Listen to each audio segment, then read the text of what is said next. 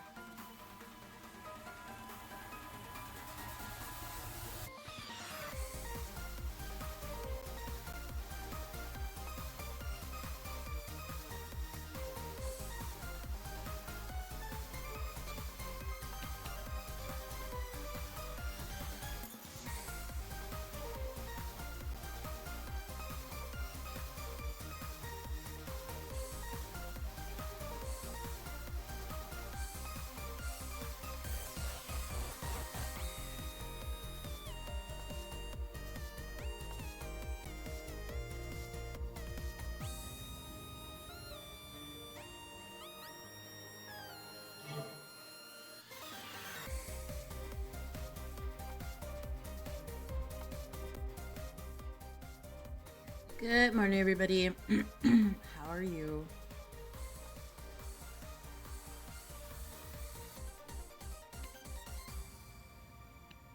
Audio edition. All right, perfect timing. All right. Oh my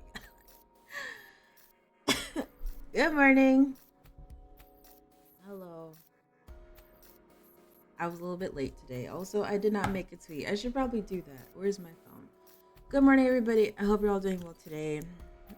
It's Saturday. We are playing more Process of Elimination, which is a mystery whodunit visual novel game. What was I doing? How am I am low key irritated. I am low key irritated because my mom called me. My mom called me this morning.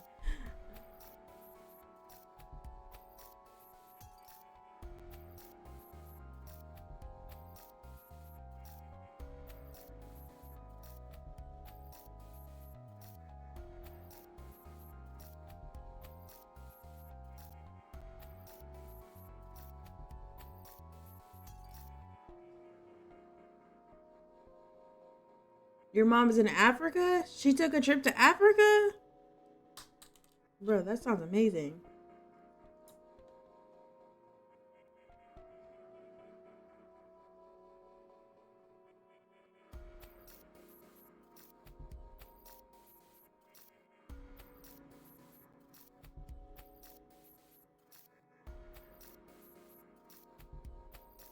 Also, I failed to mention that this game, I was actually given, excuse me, given a key to play Process of Elimination from NIS. So this is sponsored in a way, but not quite. I don't think I ever mentioned that. Yes, I was given a key by NIS, Nipponichi Software.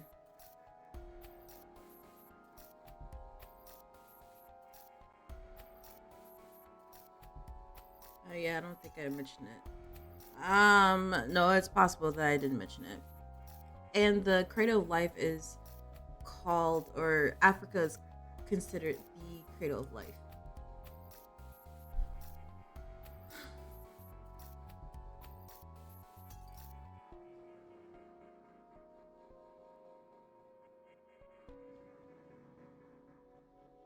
Yep, the whole thing.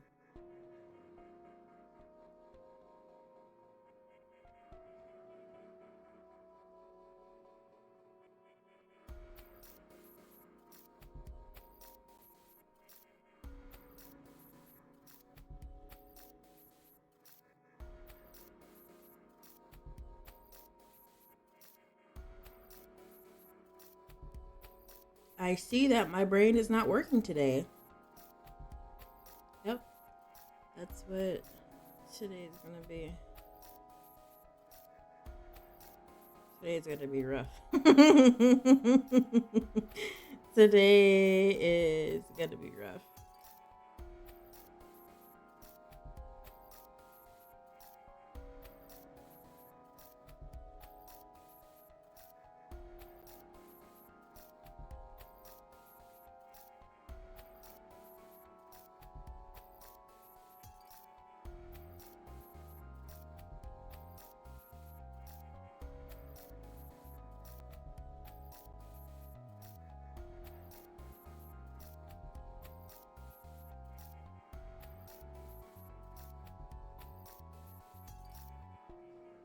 Also, I didn't go to bed until like later than usual for me. Because literally after stream I went to go work out. And I didn't finish until like 10. And I wasn't in bed until like 10:30. I also didn't eat either, so I need to fix that. But alright, I'm done. Welcome in everybody. I'm a little bit irritated because my mom called me, so my energy is kind of like that. And I do have to leave around noon or so. So I'm going to try to get through this as quickly as possible and also get to a point where I can save because sometimes the game does not allow you to save. So we go find out. Let's go. Um so let's see. Last stream we found that Downtown Detective was the person who killed Mystic Detective. And we solved the mystery that she had in the way how she killed him, essentially, and then she tried killing all of us. But she actually didn't want to kill us. Well, technically, we don't know if she really truly wanted to kill us because she was, inhaling poisonous gas and talking to Incompetent, aka the main character, and was kind of revealing some of her feelings, but not quite. So we don't know if she actually wanted to kill us or if she was forced to like do this. But either way, Downtown Detective killed Mystic Detective, and so now 3 detectives, technically 4 detectives, are dead. We got Senior Detective, the guy who kidnapped us and put us on this island. We have Ideal Detective, who is the number 2 in the Detective Alliance. I'm going to assume Senior was like up there as well, because there's also the number 1 detective who we don't see in this game. By the way, I just want to let y'all know we don't see him in this game.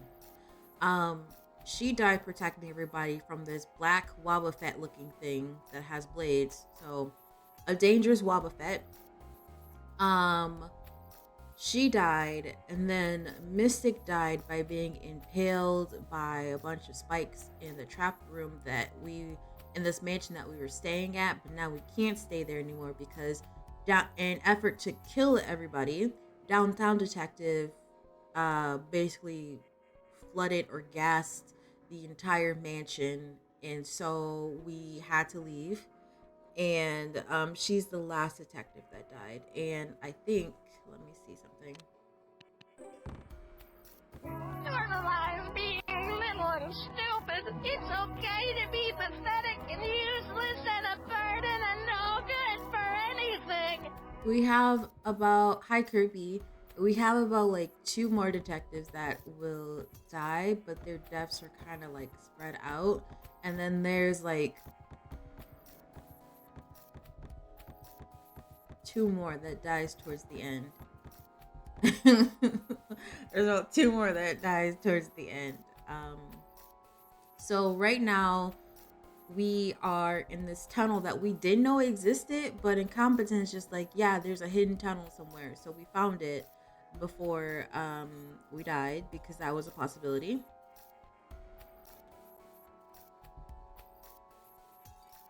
Okay, but that's toxin that you can survive.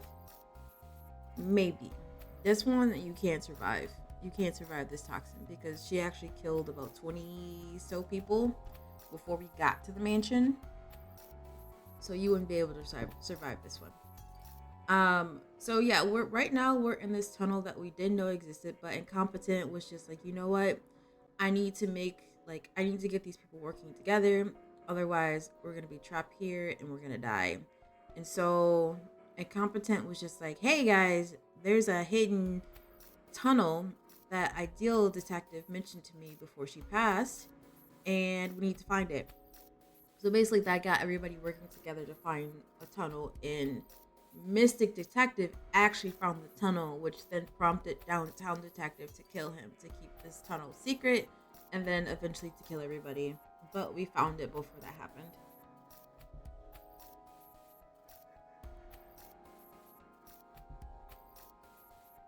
So that's kind of where we are. We don't know where we're going. We don't know what we're doing. Yeah, there you go. What's wrong, Kirby? Also, I do want to mention again, this game, I was given a key for this game by NIS, Nippon Ichi Software. And I have reviewed this game before, so I already know what happens. And actually, I will admit, this is one of the few games that I beat and then reviewed it.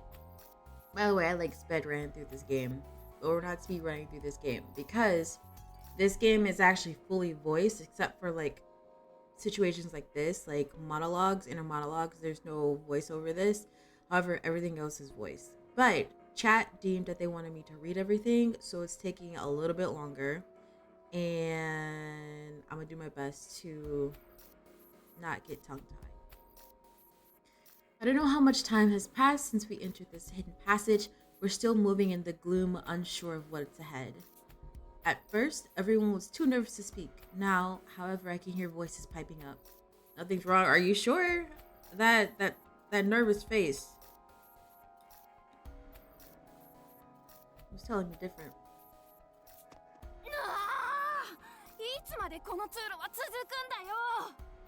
Never mind, the voices are on.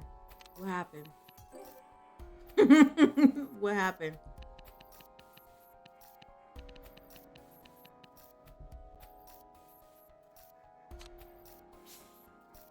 I don't know what happened, but that's okay. How much longer is this stupid thing anyhow? Out of my way, I'm gonna sprint to the end. Wait, there could be more traps, Rowdy. Listen to him, Rowdy. We're all feeling a bit impatient, so let's take it easy, shall we? So, each of the characters on the screen have aliases. So hers, the Boobalicious baby girl, my baby girl right here. Her name is Gourmet. She has eaten all sorts of poisons and her body is kind of immune to poisons and whatnot. But she's eaten all sorts of things. I think we'll learn about that a little bit later in the game. Rowdy, the girl to the right, I suppose. I think it's right. To your right, in the purple. Her name is Rowdy. She's kind of like the fighting spirit of Japan, but she's like the female version of it. I think it's called the Yamato spirit. She's not necessarily a samurai, but Yamato spirit. And then the guy behind Gourmet, his name is Doleful. He's like a danger magnet. Like he can sense when danger is nearby, but in order for that to work, we have he has to be in the middle of everything. Also, Rowdy has a lot of strength for her. I think she's like 13 or something like that. She's really young. Demon Werewolf, and then we have you, Incompetent. Yep, Incompetent. We don't Incompetent speaks for himself. Welcome in, Demon Werewolf. I hope you're doing well today. The strings or whatever that taught can't be comfy pressed against booba. I bet you they're stretchy. However, it wouldn't feel good if you just took it and you snapped it. It would not feel good. But that's just what I think. God, this pisses me off. Say, Posh, do all rich folks' houses got big old tunnels like this?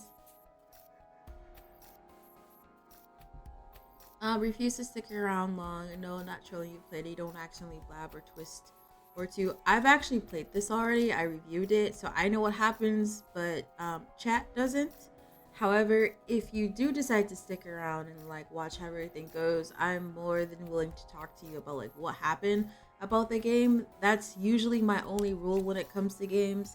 I am more than willing to speak to you about like how the story progresses and things like that, but just don't spoil it. If you spoil it, you will get timed out or banned. And then Posh right here, she's like the, what's the right word? The haughty English girl. Let's just say Mr. Office and Mr. Crazy are your faves. The Shiny Knight is just too pure. Listen. At first, I did not care for Workaholic. However, Renegade, Renegade was up there. He's up there. He is like a legit walking red flag and my favorite. Let me see. There's Renegade. I did like Mystic. Gourmet is baby girl. Workaholic is baby boy. Techie is super cute. I don't really care for Doleful for reasons. She is like my inner child. I did like Downtown Detective. Armor, he is pure, but he gets on my nerves. I'm still super early in the game, so as of right now, Senior, Ideal, Mystic, and Downtown are dead. So 4 people still needs to die. And we'll just leave it like that. Posh, she's a good character, but after a while of listening to her Japanese voice, don't get me wrong, the voice actors did an amazing job. It just gets too much. So y'all are lucky that y'all don't have to hear her Japanese voice, but I did. Ugh, it was bad. What? Well, the thing is, my house is not nearly so large as this. Huh? So it's smaller? Even though you're all rich and famous? I jest, of course. Any upper class estate would obviously have 1 or 2 of these on the premises. This passage just keeps going and going. What could someone be trying to hide, digging a hole this deep? Everyone may be chatting, but things feel just as tense as before. It's no different from when Holmes died. They all must be making small talk on purpose to redirect their thoughts. They're as gritty as ever.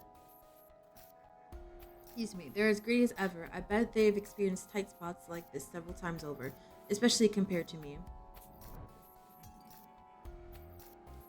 Well, because we're past the point, you love that the killer actually had a model missing nail, and then they said they were doing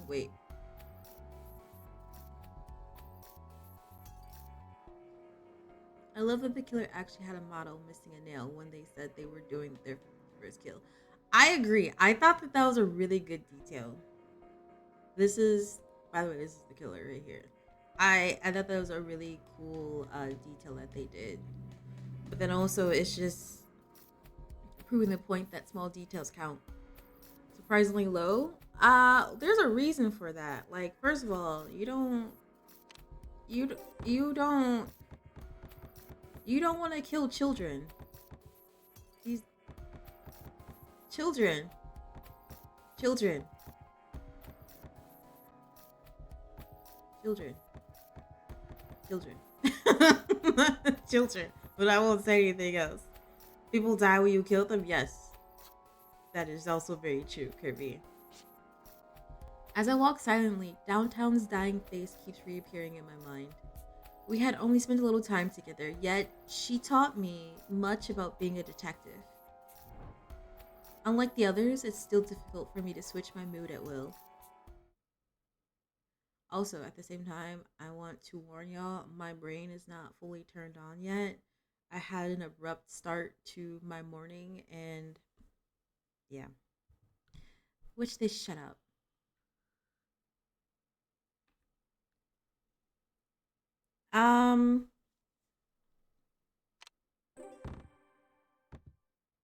Senior died. Ideal died. Mystic died. Downtown died. Did I not say Ideal? Well, yeah, she died. He died. He died. She died. And so I said 4 more people. Oh. Well, she's kind of a conundrum right now. She's dead, but not quite dead. She's not dead enough.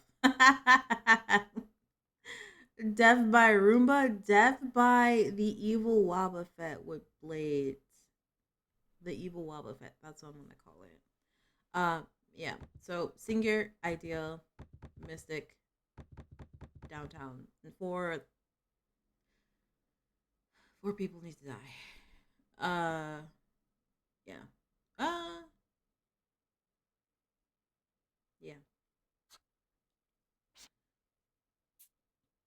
Bookworm mutters beside me, her face bitter. Her hands have been clenched and trembling this entire time. Her adoptive father had died no more than a few hours ago, so it's no surprise that she can't turn off her feelings either. Is Armored Detective Vega from Street Fighter 2? Absolutely not. Absolutely not. There's no brain in Armored Detective's head. There's nothing. It's empty. Sorry they're so loud, Bookworm. I'm sure they're all trying to lighten the mood. Are you sure you're alright with it? You've been moping around this entire time, the girl replied sarcastically. Haha, touche. Honestly, I'm still dealing with it all. It's the first time someone I felt close to turned out to be a criminal. Oh, I'm sorry. I can't believe I just said that in front of you, of all people. I understand how hard that is because I've been through it too, the girl said sympathetically. The one responsible for my mother and father's deaths were the teacher who taught me to love reading. That happened to you?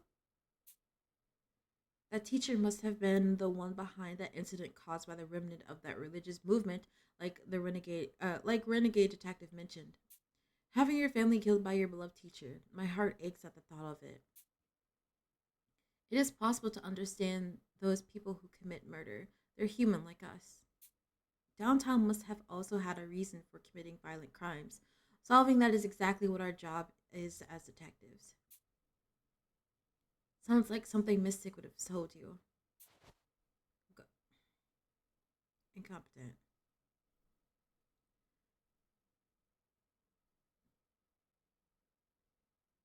Incompetent, please. Also, the chat for Bookworm, that is the way she speaks, doing quotes. Oh, yeah, I explained that earlier on. I think I've been playing this for maybe about technically 4 weeks, but there was a week I took maybe 5 weeks because there was 2 weeks that I took off. I'll have to look back at the VODs, but I explained it to the chat. They know. They know. Bookworm says nothing, only nodding once in reply. Everything always has a logic behind it, and even seemingly unrealistic events occur for a reason. Mystic taught me something absolutely priceless. Downtown may have been deceiving us from minute one, but I refuse to believe that everything she said was a lie. Also, nice, Aurora. Are you still playing Spider-Man 2? Is that what you said you were playing yesterday? I'll make you a promise, Bookworm. I promise to find out why Downtown joined the Quartering Duke. For Mystic and Downtown. Bold words for the lowest ranked detective. I won't keep my hopes up, the girl said with a sardonic smile. Bookworm snickers. She may be mocking me, but it's still a relief to see. I'll gladly take any amount of verbal abuse and derision? Yeah, derision if it helps soften the pain of losing Mystic. Everyone, I can see the end of the passage. We don't know what lies ahead for us. Let's proceed with caution. Workaholic warns us from the front of the group. When I look forward, I notice that it's slightly brighter up ahead. So this long passageway does end after all. I can feel Bookworm's hand clench in mine. Let's go, Bookworm. I stay by her side as we walk toward the light. And then a familiar dungeon stretches before us. Oh. This place is... A feverish sensation arises in the back of my head and I feel as though I'm about to keel over from dizziness.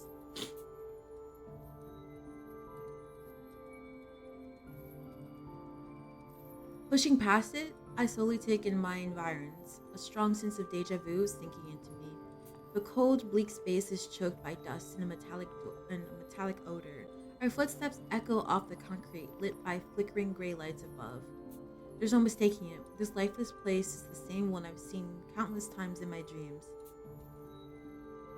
It seems you've noticed it as well.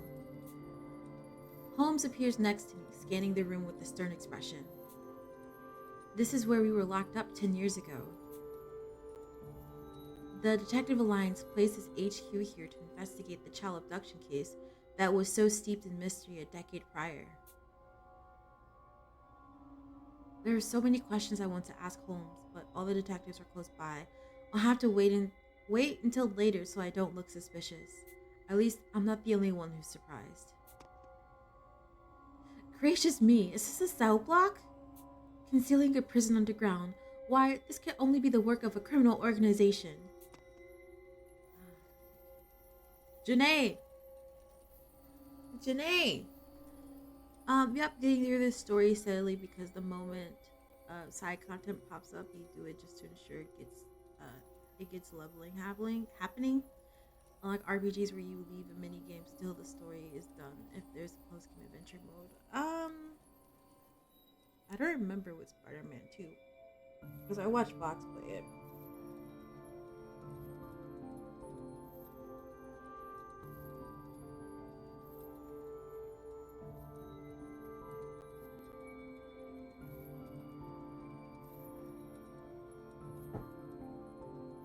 A criminal organization. So that's what the Detective Alliance was all along. What a twist! Was that little quip intended to elicit a laugh, Renegade? The Detective Alliance most certainly does not engage in illicit acts. Oh, sorry about that. I promise my next one will have you in stitches. Look forward to it. That was a rebuke, not a critique, you lout. Morning, Janae. You are up kind of early. Ma'am, it's like 6 a.m. where you are. What are you doing? Go back to sleep. Let me live through you. Renegades jokes aside, this place brings up a hearty helping of questions. I don't know what, but I'm sensing something really bad here. Watch your step, everyone. The Google bean? The Google bean? I'm sorry, you gotta tell me, Aunt Janae.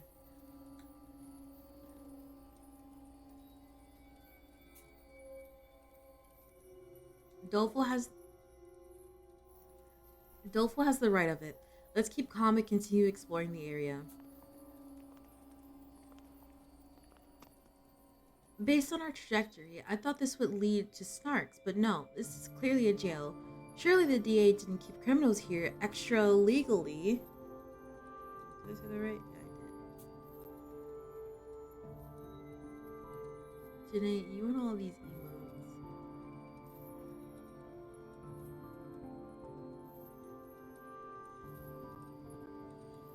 And what's on for post-stream aside from relaxing? I actually have, what is it called? It's like a hydroponic garden that I ordered from Amazon. I'm gonna set that up.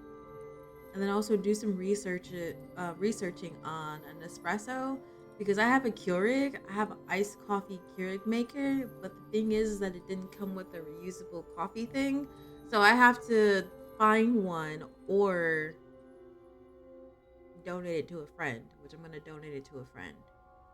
Washu already yelled at me. Hey Trash, how's it going? Washu already yelled at me because she's just like, you just bought that, and I'm just like, you're right. I bought that like in July, and I don't like it. I don't like it.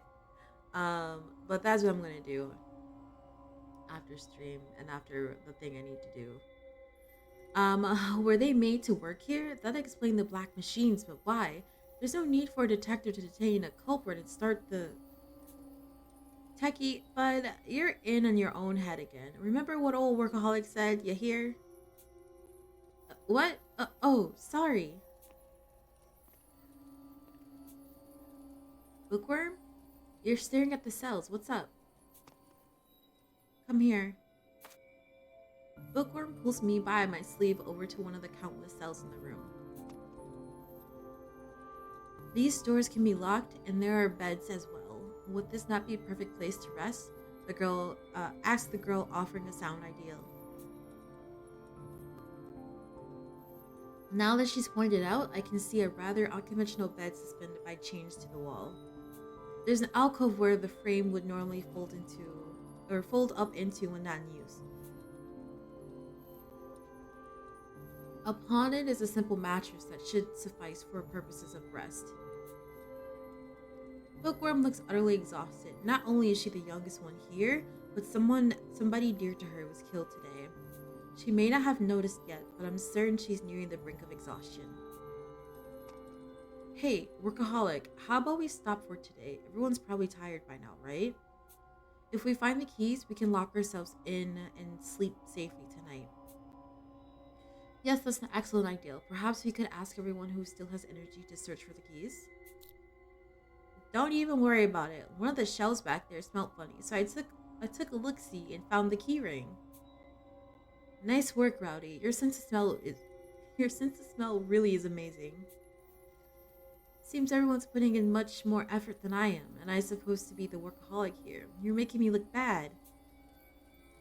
Well, if no one objects to spending a night in a cell, then I suppose I can deny to accept it. You're at work? I'm sorry. Trash. I hope that the day goes fast for you. And also, Janae, I hope that you recover from your tummy ache soon. 2.5 hours left. Trash, do you work third shift? If you do, why you do this to yourself? However, I understand, but why you do this to yourself?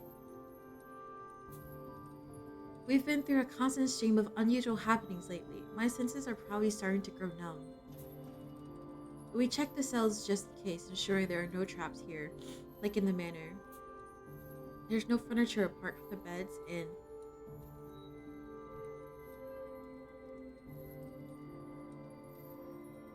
allergies are kicking my butt. There's no furniture apart from the beds, and since all the cells have the same layout, we finish fast. Nothing but rows and rows of bars, like any jail. Everyone's picked out their cells, so I sketched up a little diagram for us.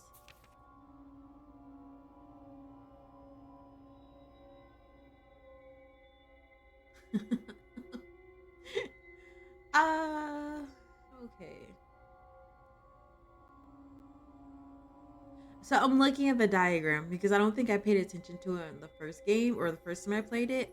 So I'm like really looking at it now.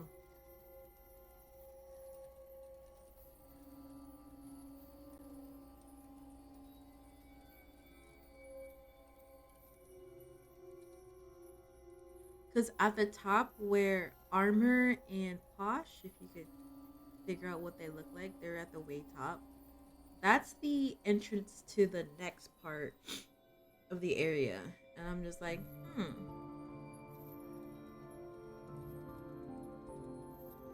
interesting. Anyway, by the way, this part, like this section that I'm in, it took me a couple of tries. Because I forgot a very important piece of the game, which I showed y'all earlier when we were playing the game. I forgot all about that, but that like came in like hella handy later, like in this section, because this is when I remembered that it existed. So essentially the thing I'm talking about is that you have your visual novel part of the game, and then you have your tactics like D&D part of the game. And there's a feature in that part of the game where you can pick up whatever character you want, well, almost whatever character you want, and you can move them anywhere on the screen. The only thing is that if you move them, they can't do any actions. So it's like really important that you plan out like what you want that specific character to do, or if you're moving them for like a very specific reason. Which, and you'll see in this when we get there. It's gonna take a little bit of time, but when we get there, you'll see. But that came in super handy, and I can't believe that I forgot all about that again, like later on in the game. I'm just like, this ain't working. Like I'm missing something, and like as soon as I remembered it, I like flew through the game. But anyway, you drew this, workaholic? It's pretty good. I got a bit of practice in back when my supervisor at the office told me to make up some drafts for a pop-up book. The plans fell through, but now I can draw pictures that make my daughter smile, so it's all worked out in the end. But what a vivid story. At any rate, it's very easy to tell in the diagram where each detective is resting. A wide central path is sandwiched between the rows of cell on either side. If we consider the room's entrance to be south, if we consider the room's entrance to be south, then the men are on the east side and the women are on the west, of consideration to the latter. Other than that, the detectives seem to be randomly distributed. Only one detail stands out to me. Will you be okay on your own, Bookworm? Come again? If you'd like, I can place my mattress by the door and sleep in the same cell as you tonight. That way we'll notice if anyone tries to sneak in. Well, I never. What the devil's gotten into you? Huh? Their expressions. I love it. I feel the burn of every eye in the room boring into me. Did I say something wrong? I'm sure you meant well, but Bookworm is a lady. You can't offer to sleep in the same room as her. Huh? But we're on the same team. Why?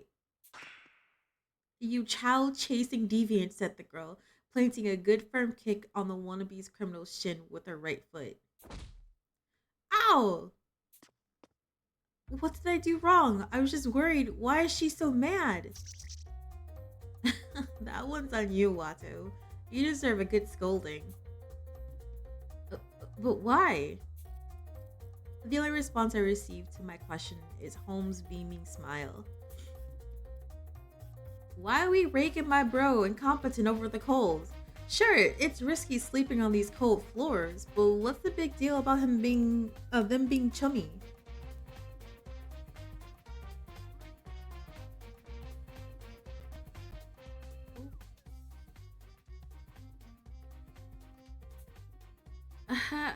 I hope you never change, Rowdy. I enter my room and give it a once-over. Absolutely not, Jazzy.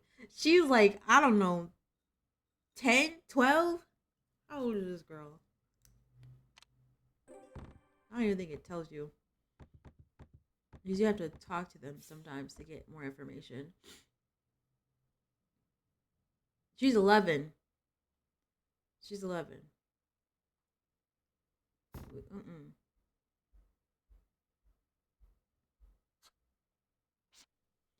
Cobwebs cover the ceiling, making me uneasy about walking around without crouching.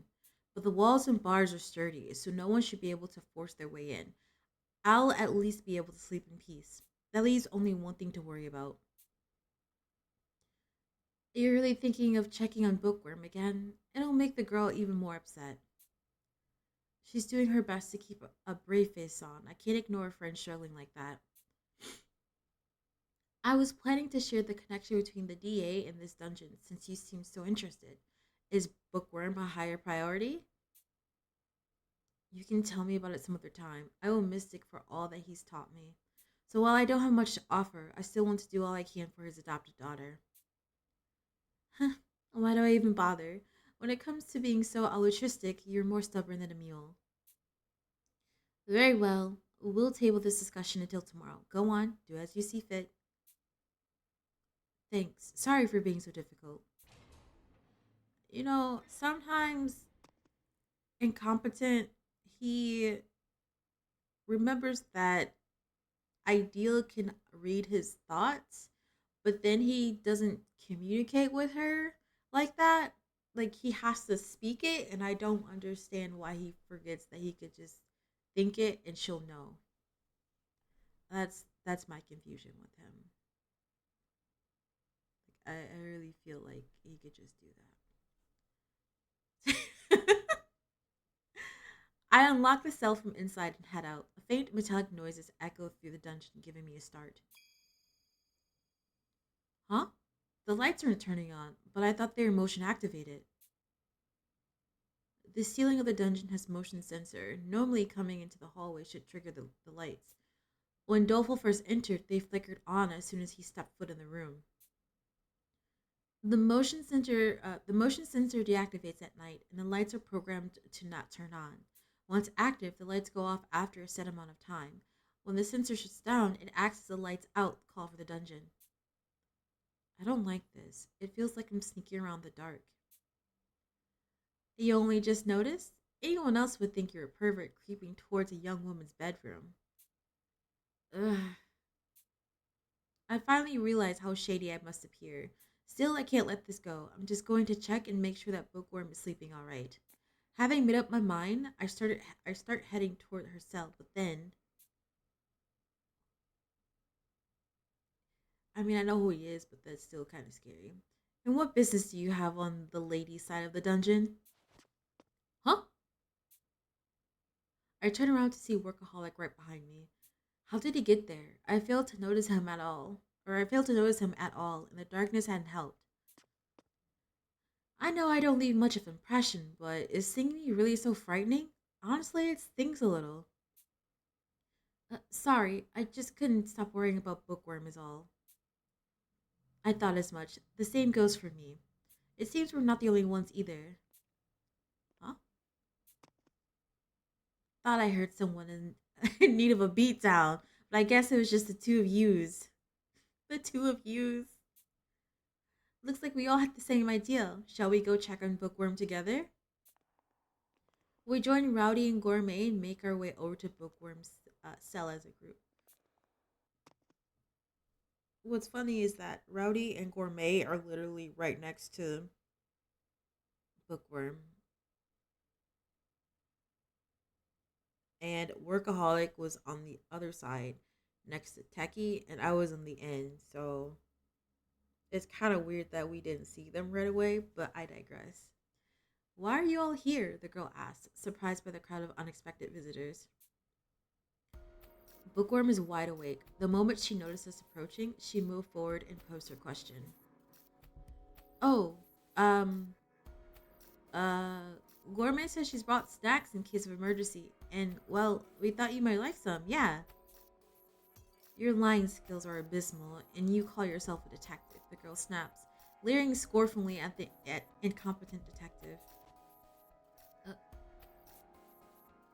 I'm disappointed in my weak excuse, but Bookworm merely sighs deeply before retrieving the key from her, retrieving the key to her cell from her pocket.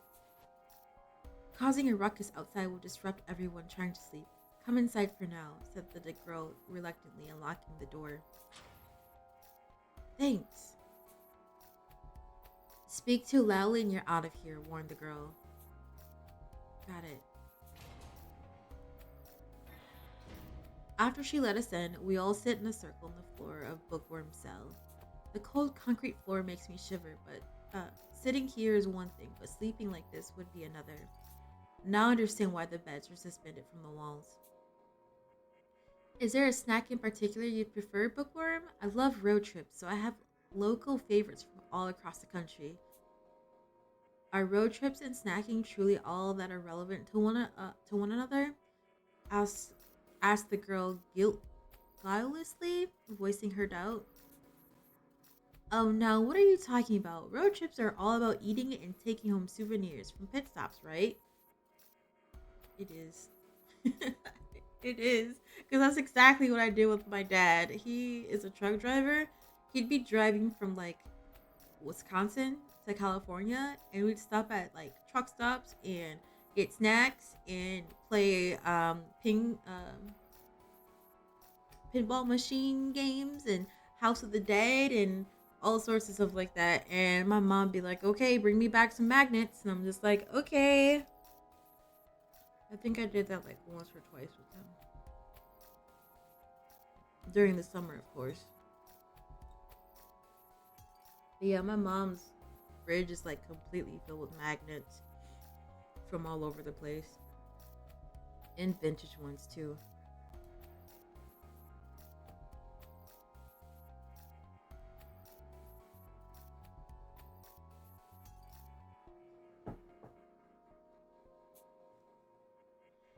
I don't think that's why most people take road trips. Could I have a jelly donut? They're one of my favorites. Eesh, Pops, even your taste in snacks is boring. I give up. Seems I'm doomed to just be an average Joe no matter what I do. To further your typecast, I could lend you the Holy Blade Mystic Detective held so dear, said the girl, offering an excellent solution. I'm not too sure I follow. How exactly do holy blades and office workers go together? There are a plethora of stories about such people getting hit by cars and waking up as heroes, said the girl, explaining herself. Isekais. Well, that's because they get reincarnated in a new world, right? I think that part has to happen before they get any sacred weaponry. Always with the snappy comebacks, perhaps we should rename you Retort Detective, counters the girl with a volley of verbal riposte. Everyone bursts out laughing at Bookworm Detective's merciless barbs. It feels like Bookworm's been speaking more. Maybe she's starting to relax. I'll be happy if this visit helps her, even if only a bit. As we eat gourmet's assortments of snacks and continue chatting, I begin to hear lively voices drifting in from afar. It's Armor and Techie. We hadn't seen either of them for some time. What's more, Armor is carrying a bag bulging with food. Where did you find all that, Armor? I fetched it off from the dining room before the poisonous gas filled the chamber. Such a paltry toxins are no match for mine, Armor. This was a quest none but I could undergo. The armor may have been safe, but you weren't. You only got away because the gas hadn't fully spread. If you inhaled it, you would have died. Just in case, I washed your suit in this. I washed your suit in the shower after sanitizing you with squeaky cleanie. You should be fine now, but don't do that again. Thanks to you, I'm all decontaminate now. If someone ends up getting poisoned again, I won't be able to save them anymore. My apologies. Armor is clearly dismayed by Techie's unusual display of anger. I'm grateful to Armor, but his actions are really far too unsafe. We're in danger as it is. Acting alone only increases the risk of being ambushed. But still, no matter how rash Armor may be, this particular bout of recklessness doesn't quite make sense. I know this food's important, but why did you make the executive decision to go and get it? Wherefore, you ask? Why? Because I felt myself compelled to retrieve this. Oh, it's the sandwiches that Mystic made. Armor takes out a plastic container with sandwiches neatly packed inside it. Bookworm gasps almost immediately. Those are Father's. Verily, they are what remained of the sandwiches Sir Mystic crafted. I was loath to abandon them, and so I searched through the refrigerator anew. By the way, before we escaped from the manor, someone had basically not necessarily destroyed all the food, but made it like really messy and like ruined a lot of food that was in the fridge. And this happened before the poisonous gas started to fill up in the manor. So Armor went back as the manor was filling up with poisonous gas to get food. And I forget if it's like non-perishable food or not. I think it might be, some of it might be perishable. Earlier, the chaotic mess of food scattered about distracted us from thoroughly scouring the fridge. The sandwiches must have been hidden in the back. But you saw how almost all the food was destroyed in the afternoon, right? What made you decide to go through the fridge again now? Lady Downtown was responsible for throwing the refrigerator into disarray, was she not? No matter what trickery she concocted, I was uncertain that she would ever lay a hand on the last thing Sir Mystic ever made. I see. You might be right about that. Sniff, sniff. No poison detected.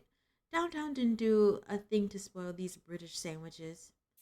And that's despite trashing the rest of it thoroughly. Perhaps it's because they were inside a plastic container? No, I don't think that's it. The words slip out of my mouth. This is the last meal Mystic ever made. Downtown probably wanted Bookworm to have it. See, we are assuming a lot about this girl. This girl just like, I don't care if y'all die. I'm gonna give y'all a chance to go, but I don't care if you die. So it's up to you. But then she's just like, you know what? Like, I don't know. Like, we could have been friends if we like met each other at a different time. We could have been friends. That's a rather kind thing to say about the person who murdered Mystic. What makes you think that's the case? Actually, Gourmet, I'm with my man Incompetent on this. That good for nothing downtown made a point of leaving these Sammys alone. Even killers are human. It doesn't matter how messed up in the head they are. They aren't never full on diabolical monsters. Downtown lost a close friend to the quartering Duke. I can't fathom why she would throw in with him after that. I think her friend's death is why she became a murderer, but I also have a hard time believing she would be so devoted to the quartering Duke. Downtown gave us a hint about the quartering Duke cases right before she died. Her face in those final moments looked so incredibly sad. There's no way to know what she was thinking then. Still, I want to believe that she was rooting for us to beat him in the end.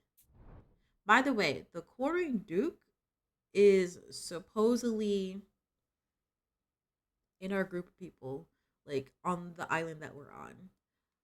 Gonna go get some offline things done. Hope you have a safe and pleasant day. Thank you for stopping by, Roto. I appreciate it. Have a good day and be safe out there. So we don't know who the quartering Duke is. I mean, I do because I played the game and I know who it is, but everybody else doesn't know. And like I said, about 4 more people need to die before things happen. Why does she help a serial killer she should have hated? That question is the first step to solving the mystery behind the quartering Duke. Yes, I agree. Unless we uncover the root of the delusion swirling around this incident, we won't get any closer to solving the mystery of the Duke. I won't let the Duke have free reign. No matter what it takes, I'll stop him. I've finished my sweep. None of the food have been poisoned, the sandwiches included. Since we're all already here, why don't we enjoy a meal together? Um, Bookworm? Look at this baby. Look at her.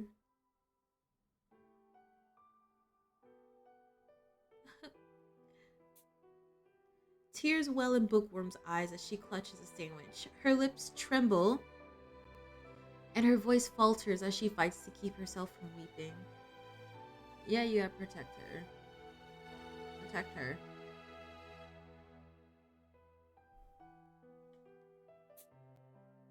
Bookworm, it's okay to cry if you want to, you know?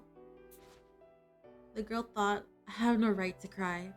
I hate cucumbers. No matter how often Mystic Detective made them, I could never stand these sandwiches. I never even said thank you. Bookworm strains to speak in her usual manner, struggling with all her might to narrate from an objective third-person perspective. Maybe all of this is a coping mechanism for a girl who already lost her beloved family once. Seeing her desperation is heart-wrenching. The girl never said thank you, not even once. As she sobs, she feels nothing but regret. It's also awful. The girl, she... Now's not the time for logic, numbnuts. Look, your dad just died, yeah? So of course you're sad. Go ahead and cry. Open the dam and sob up a storm. The girl... Bookworm hides her face. She must understand this on a rational level. But it may be that her social awkwardness stops her from accepting the truth. I can sympathize, given my own interpersonal ineptitude. Bookworm, just this once, it's okay to be vulnerable in front of us. We're on your side here. We won't laugh or talk about this behind your back. Mystic trusted his companions, didn't he? So I think it'd be good for you to trust us too, Bookworm. Bookworm looks up, her gaze meeting mine. A tear escaped one of her eyes, running down her cheek as she stares at me. The girl, by the way, the voice acting is great during this, entire scene. I already said before, the voice acting is great in general, but during this scene, you can feel it. You can feel that emotion. And also, you ain't eating cucumbers right, Janae. You ain't eating them right. Because cucumbers are good. And you can get a cup of water by eating one. Nope, you gotta eat them right. Get some tahini, put it on them. It's good. Anyway. I wish I could have told him thank you. I wish I could have spent more time with him. I wish I could have learned more from him. I'm sorry, Father. I'm sorry for being such an awful daughter. I'm sorry. I'm sorry. It's as if all the tears she'd bottled up had burst from her eyes at the same time. Bookworm sobs unabashedly. It's shocking to see her like this, compared to how stoic she usually looks. As I thought, she'd been repressing these feelings the entire time. It was only natural. Detectives aren't perfect, flawless heroes after all. Like when Holmes and Mystic died, or when Downtown defected to the enemy, I'm reminded once again that every DA member is still just a human being. We sit along Bookworm in silence until she finishes crying. We do this in hopes that tomorrow she'll be able to take her first steps going forward. We do this in order to support her, forever and always. Yeah, I'm just like, there's like, Posh is still out there. Renegade is still out there. Oh, Renegade is still out there. That sounds so frightening. Renegade is still out there, y'all. And Doleful. I forgot about him too. No need to watch from all the way out there, Posh. Why don't you join them? You were concerned too, weren't you? I noticed you keeping your eyes on Bookworm ever since we arrived here. Pardon? Just what are you insinuating? Why would I, lady of society's uppermost strata, fuss over a plight of a commoner? I merely wish to observe whether or not that this burdensome girl would be able to move past this. You ought to be joining them yourself, rather than telling me to do so. Your fellow lowborns are waiting for you. She called them lowborns. Instead of peasants, lowborns. All I do is bring misfortune wherever I go. There's no place for me in that circle. If I wasn't here, Mystic would still be alive. My abilities always end up hurting someone else. I shouldn't even be allowed near other people. That's entirely untrue. Your abilities have been nothing short of invaluable to us.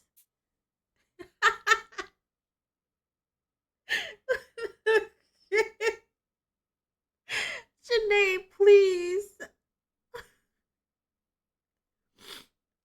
Stop.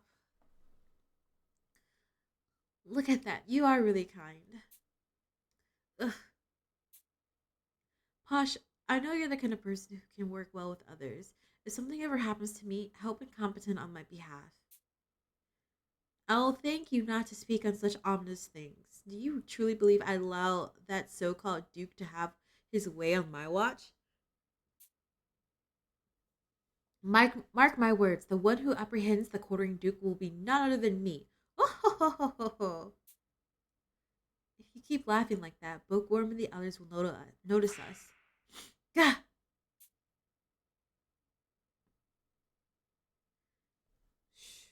You don't have to point it out, though, Janae. You don't have to point it out. Before I know it, the morning has come. We gather in the area between the cells to eat breakfast. All 10 of us sit in the circle. In the middle is the food Armor brought, as well as some cans that were found in the warden's room. Armor sits to my right and Bookworm to my left. The latter must have slept well. Her face looks livelier than we spoke last night. Oh, I'm like, what the heck is that?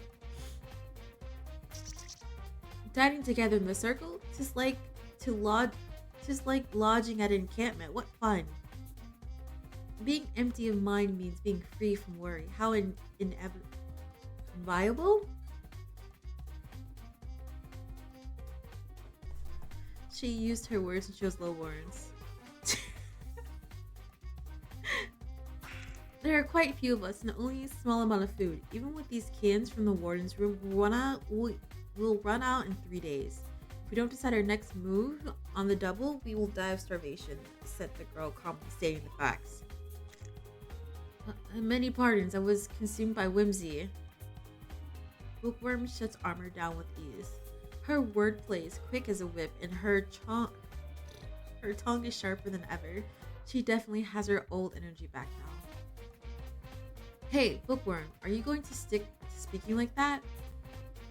Bookworm smiles impudently as I quietly whisper to her. We suffer from an overabundance of useless adults. As such, I will focus on being objective as possible in my thinking. I have vowed to expose the chlorine Duke. Can I count on your support? Asked the girl, fixing Incompetent detective with trustful eyes. Of course, let's do our best, Bookworm. Her expression brightens.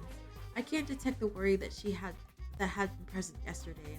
She may need more time to fully recover, but progress is progress. I hope to stay by her and help out whatever small way I can. You like that Armor's eyes be changing? That's how he shows expression, because there's no like mouthpiece on his helmet. How else are you gonna know what expression he's feeling? Hey CFG, how's it going?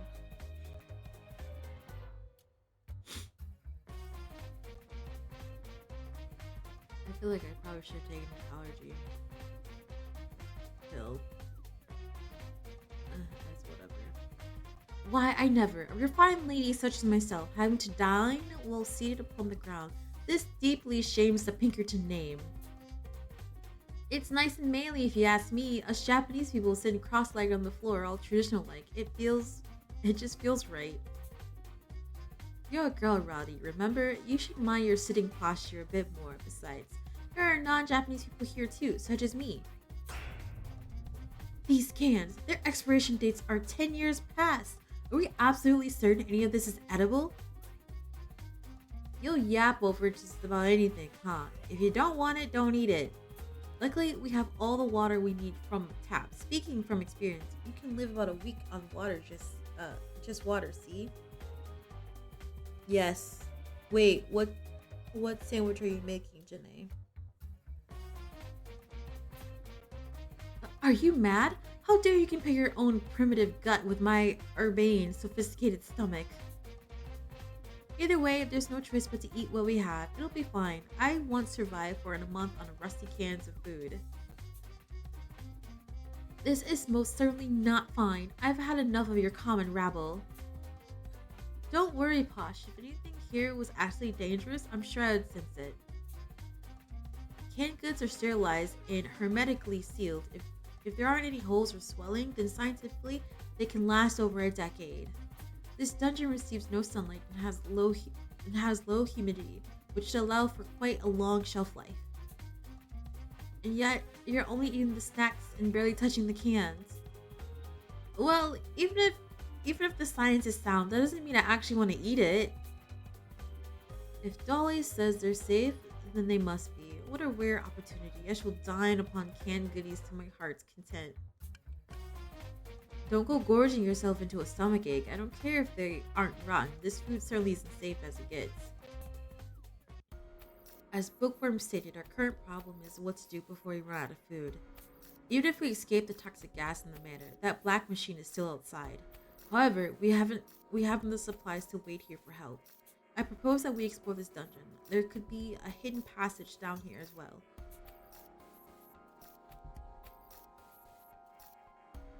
Ham and turkey sandwich, that sounds amazing. You should toast the bread. Toast it.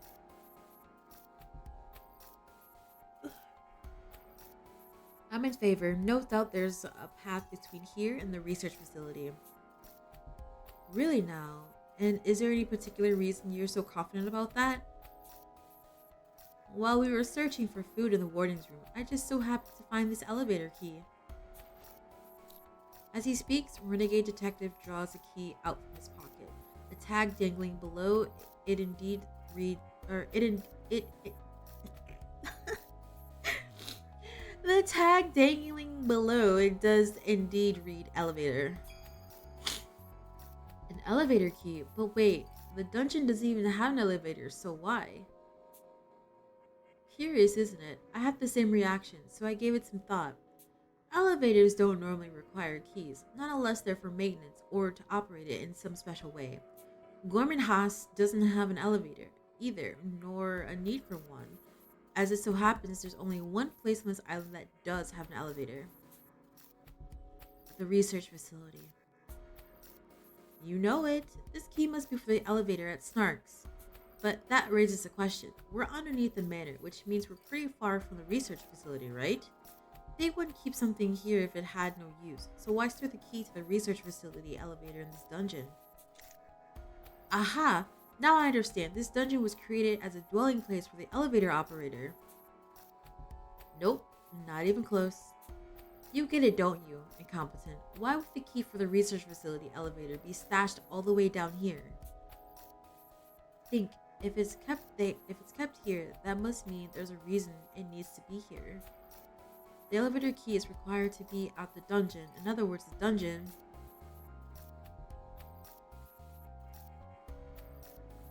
is where the elevator is. Nope, that's definitely overthinking it. There must be a simpler reason why something needed for the research facility would be here. It connects to the research facility. Because the dungeon is connected to the research facility, right? If this place leads to Snark's, then it would only make sense for the key to be kept here. Give a man a prize! You're right on the money, Incompetent. To be even more precise, this elevator key is probably required to travel between two areas. There wasn't a button in the facility for the elevator to descend any lower, so maybe this lets you move above and below ground? I see. So to summarize, there's a hidden passage connecting this dungeon to the elevator at Snark's. Nailed it! This dungeon seems like a dead end, but somewhere within is a secret path that leads to the surface. Let's look for it after we finish eating. Detectives are all about mutual cooperation, right? Renegade Detective asks this uncharacteristic question with a smile. Given his past actions, I fully suspect he has an ulterior motive. But for now, Renegade Detective makes a good point. Everyone wants to escape from this place. It would be best to do as he suggests. If there's a hidden passage, how should we search for it? An orthodox approach says there's a hidden mechanism for opening it, but besides the warden's room, there's little to investigate. At least in video games, there's always a strange statue or painting or something you could push to open the way. Given that this is a dungeon, it wouldn't make sense for any mechanism to be obvious anyway. Something simple once known, but otherwise impossible to locate. A wall switch, perhaps? Said the girl, sharing her personal theory. Makes sense with how large this area is. It's unlikely that a hidden switch on a wall would be discovered. Let's not waste any time and get looking then. I do not at least consume... Wait, if I do not at least consume some form of protein, I will surely lose my strength. I have no choice. No choice, I say. I must partake in this canned food. Here goes.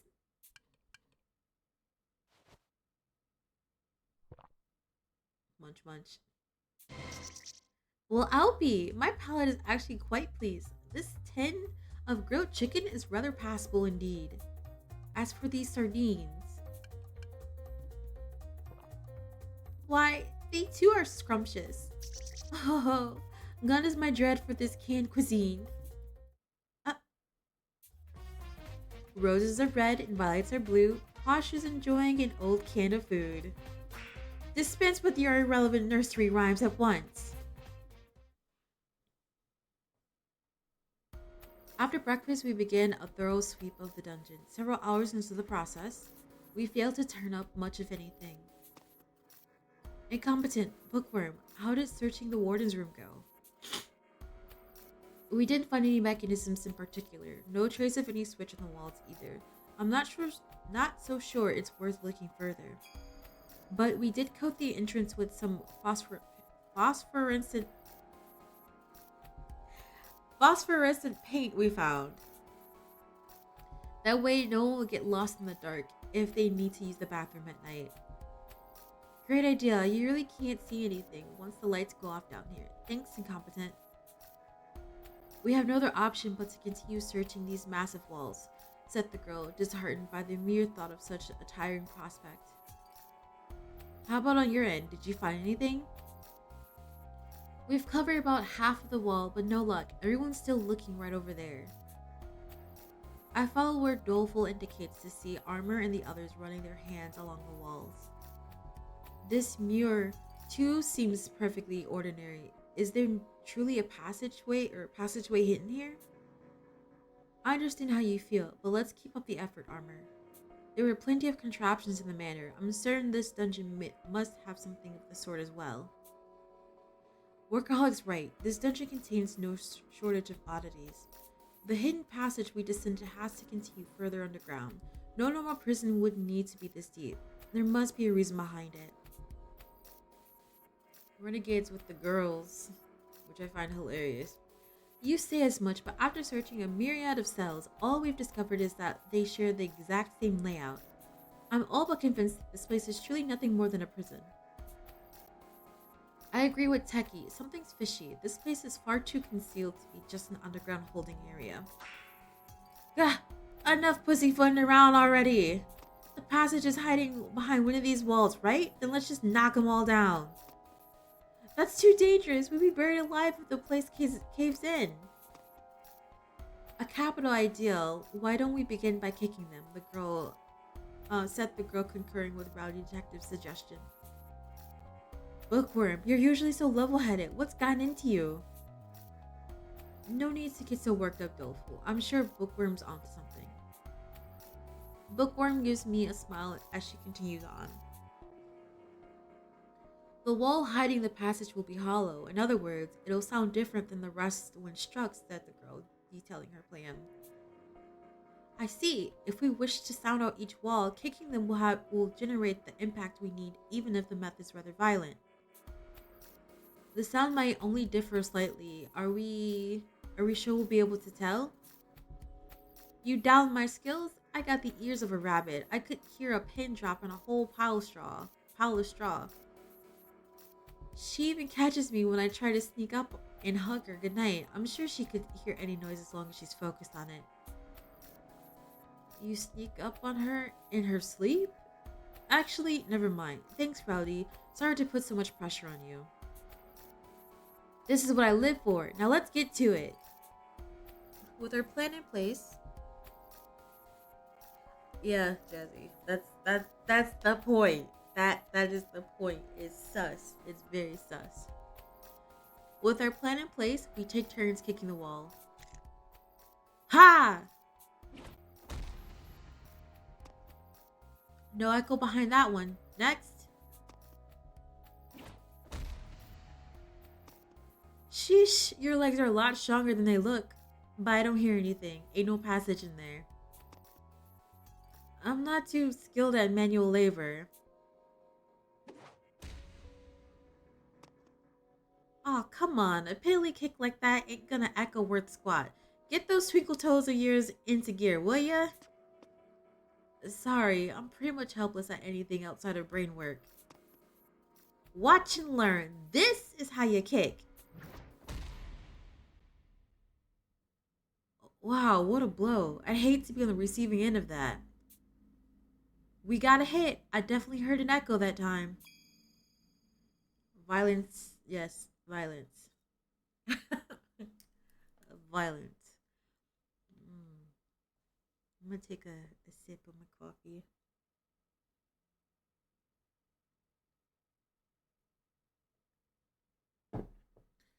No doubt about it, there's a passage hiding right behind this center wall. Oh, just as I suspected, there is a hidden passage. Come, everyone, let us scour around for a switch that opens this passage. You as well, Doleful, step to it. Locating things is your specialty, is it not? Now's your time to shine.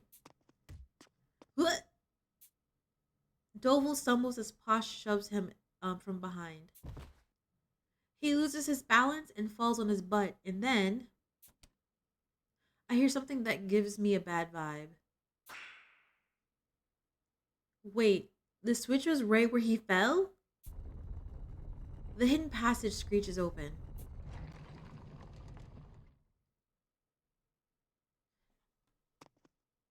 See, this, to me, like just this black opening, would freak me out immediately. Like I like my I, like no, no, no, no. You think yeah, there's despair in there. It's not the good despair. Wow, Doleful, well done. I run over to Doleful, who's still on the floor, and help him up with a grateful hand. Now, this was the makings of a great detective. Finding crucial clues without even meaning to, what an incredible power. Hopefully, we can now get out of this seedy underground maze. Thank goodness things took a turn for the better before our food ran out. Yeah, the good despair. This is, and that door is bad despair.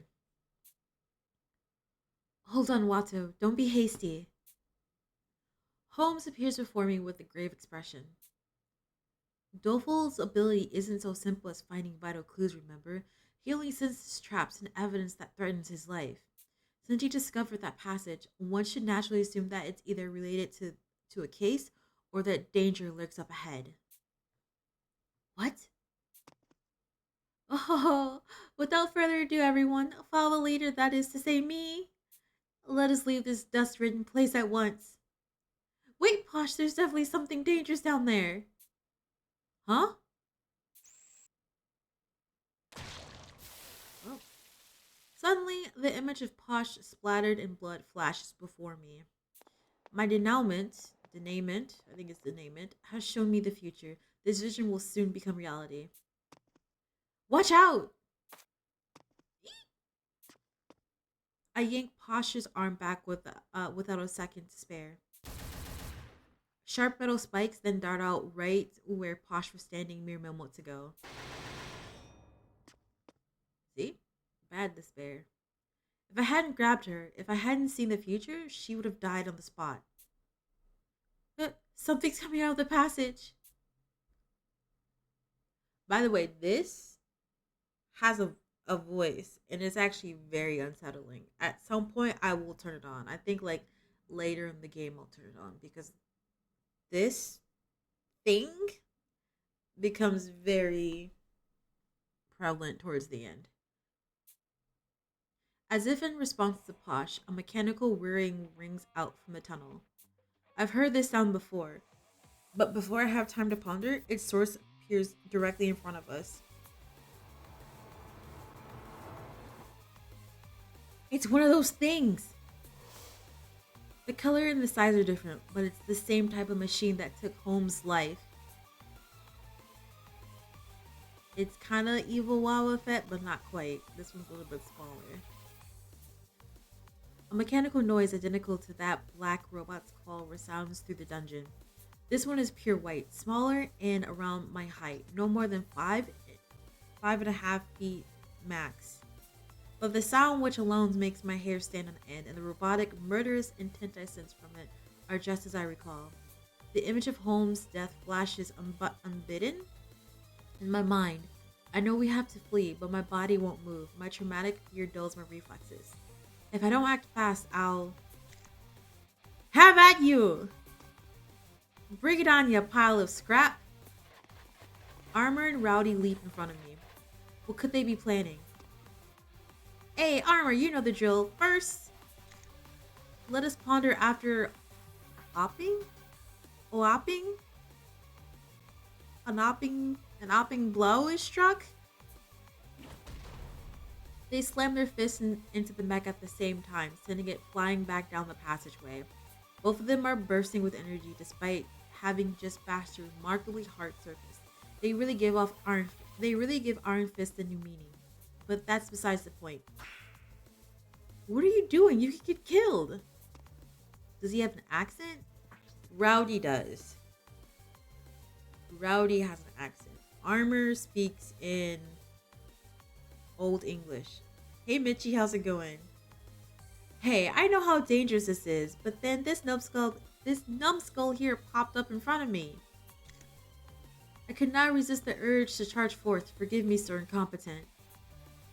Their words are blunt and unvarnished, much like them, but ultimately they lessen the shock of the surprise attack and brought us time to think. See, I'm like, is that supposed to say opening? But opening? Opening? I don't know. See, if this was all in Japanese, like if you heard the voices, I wouldn't have to read a thing. But that's just me. I had no idea. I didn't have any idea either. I'll have to remember to thank the two of them. Here comes those rotten spikes. My corselet shall forestall them anon.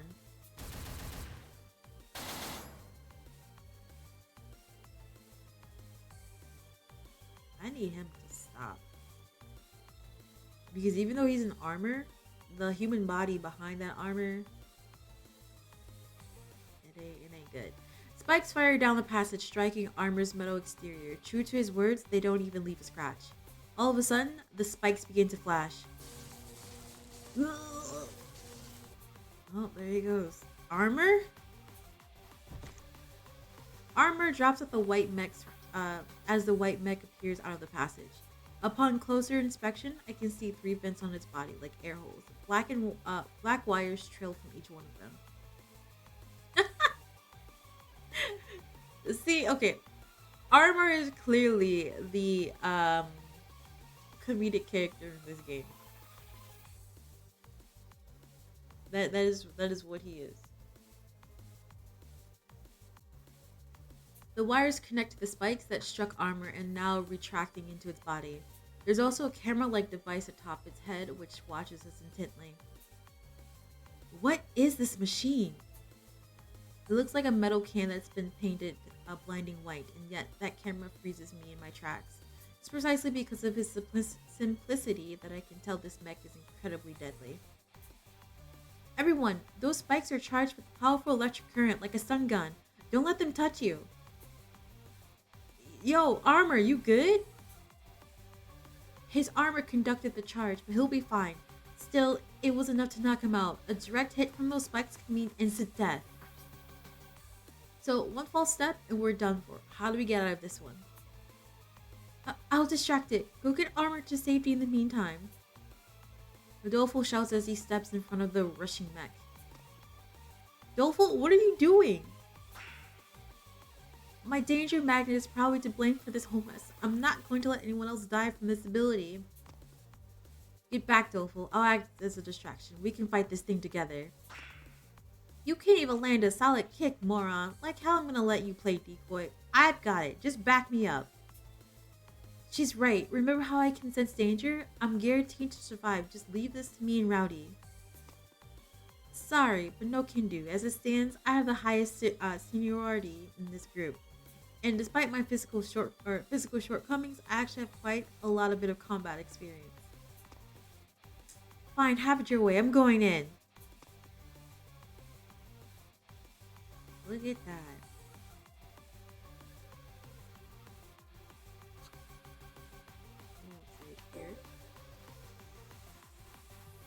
I know that there's a way that you can look at this image by itself, but I also don't want to like accidentally like skip past some stuff because I've done that so far. Workaholic and Rowdy plunge in, fighting the white mech to buy us some time. It pivots on its treads and then advances towards them. Spikes shoot out at Rowdy, who's the closer target. You really think that'll work? If you want to kill me, face me head on. Rowdy throws out a taunt as she launches herself to the side, dodging the spikes with ease. She's so agile you would think she was a cat. And she doesn't stop there either. As the mech retracts the spikes with its wires, Rowdy slips through its defenses in a flash. This one's for my pal, Armor. Wait, Rowdy, duck. Huh? Oh. At that instant, a long spike thrusts out from the wet mech. It grazes Rowdy's head, who ducked just in time before retracting it into its body. Severed strands of hair dangle in midair. Not only does it fire bullet-like spikes, it also has a spear for close-range stabbing. Workaholic's warning and Rowdy's reflexes saved her life, but a clod like me would have absolutely been skewered. Realizing she's at a disadvantage, Rowdy jumps back, putting some distance between herself and the mech. Without missing a beat, it fires more long-range spikes at Rowdy, but they don't connect. She nimbly dodges them once again. There's a limit to her stamina, though. She can't go on forever. Eventually, both of them will end up killed. We need a way to break the impasse. Oh, right. This is the perfect time to see the future with my Denouement. Or Denouement. Maybe I'll find a solution there. Stay calm, Watto. More than anything else, you need to keep cool in your head in dire straits.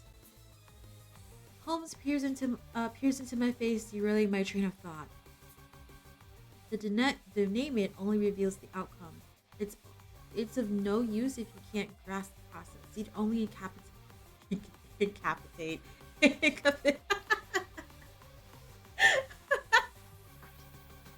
incapacitate yourself, doing more harm than good. Detectives must always examine a reality with a presence of mind before passing judgment. You think I can just stay calm when my friends are about to die? I snap back harder than I mean to, my own volume surprising me. I ask Holmes another question in a quieter voice. You know something about this dungeon, don't you? Or about that mech, maybe. Please tell me how to beat it. If I knew that, I wouldn't have been cut down so easily. That's a fair point. By the way, she died by one of those things. She was just like, you know what? Run! I'll buy you some time. Just run! And she ends up being taken down immediately. But yeah, these robots are hella dangerous. There's that big one that's outside the manor that has blades on it, and there's this one that has close range combat and long range combat. It ain't cool. Alright. But I do know how to face the threat before us. Listen to the noise that the eyesore is making. It's making noise, but I turned off the volume of the voices because it was a little bit difficult to talk over. The noise? Incompetent detective, you're talking to yourself. Is your head on right? Asked the girl, examining his face with a look of concern. Bookworm noticed me acting strangely enough to warrant pointing it out. I doubt she heard what I said, so I'd better make up excuse. Sorry, I'm fine. I've been simulating options in my mind for stopping that mech. Right, simulating is your specialty after all, the girl said, fully convinced. Yeah, and I've already noticed something off about that noise it makes. Here, I will turn it on for this.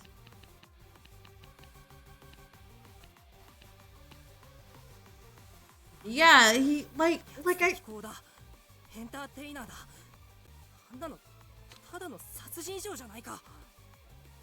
like I said, he knows that Holmes or Idea can read his thoughts, but yet he still decides to say it out loud instead of just thinking it. Interesting, let me check, said the girl, closing her eyes and focusing all of her attention on her oral facilities. Bookworm then performs the very action she had just narrated. What is she doing? Classic Bookworm.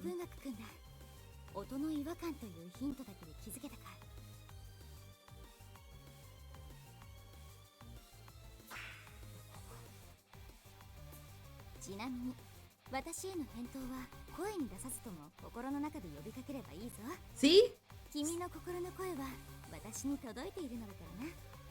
See? Oh, incompetent.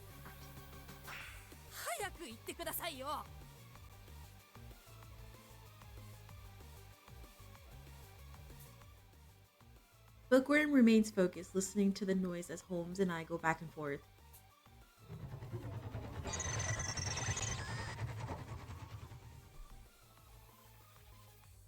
The other one, the first one that we saw, makes this noise, but it sounds different.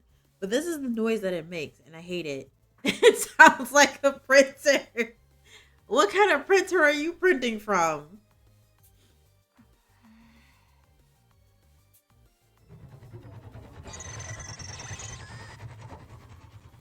Communication error. Now I can't. Now it makes it less scary. It makes it less scary. It's no, it's a printer. It just has a communication error.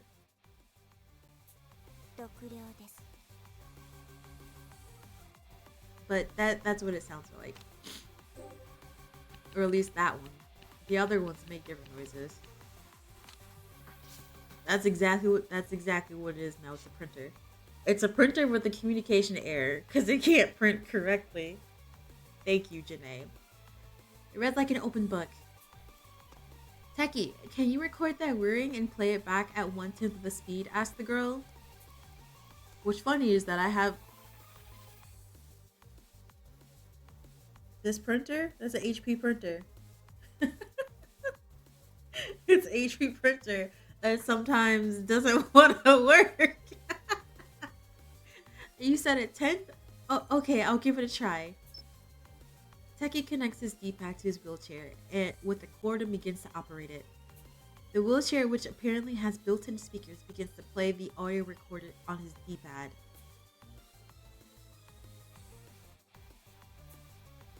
Now, I'll lower the playback speed. We all stare agape when Techie slows it down. The wind passes through only one of three. The wind passes only one of three. Is that the Quartering Duke's voice? It's identical to the one that I've heard in all the Quartering Duke's videos. As for what it's actually saying, as I thought, it's broadcasting a message, said the girl, relieved that her hunch was correct. As I could tell by cross-referencing with my memory that the exact same audio was being played and repeat down to the last phonon? Otherwise stated, the machine is transmitting this on purpose, making it a message for those nearby, said the girl, further elaborating. Wow, reliable as always, Bookworm. I take her hand without a second thought, singing her praises. She responds without looking at me. There's just one issue. We have to figure out what the words actually mean. The girl, calmly rebuking the dim, incompetent detective. Right, the wind passes through only one of three. What does that even mean? Workaholic, get out of the way, Pops! The wind passes through only one of three. Oh. Workaholic is sent flying by. Not the mech tackling, folks. Workaholic is sent flying by the mech's tackle. A flurry of shots ring out like gunfire. The machine fires its spikes, aiming to strike Workaholic the moment he lands. I don't even have time to shout his name as the spikes bear down on him. But then... So you finally stepped into my trap, eh? The spikes stop a hair's breadth away from his face. Huh? What happened to the spikes? Take a good long look. They're wrapped in wire? I follow Renegade's advice and look closer, spying the glint of wire around the spike. That very wire is also extending out of Workaholic's wristwatch. He stopped the spikes using the same wire he saw used in that trap at the manor. Workaholic detective must have created a small gap before tricking it into firing its spikes. Things are really heating up now.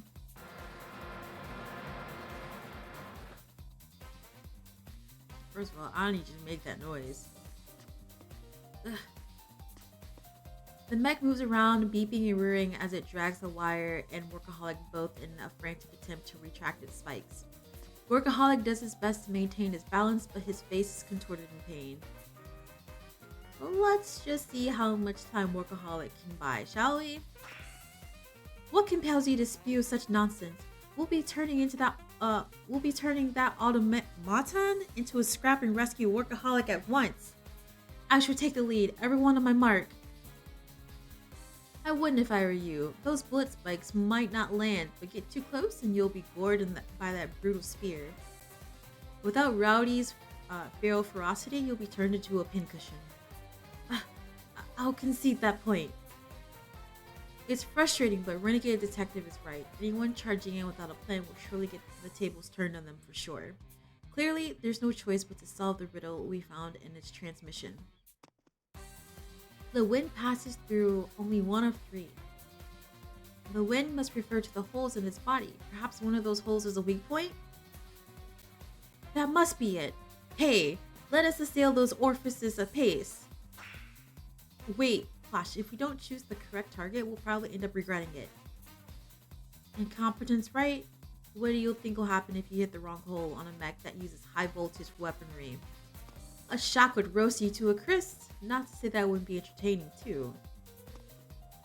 I have a request, Rowdy.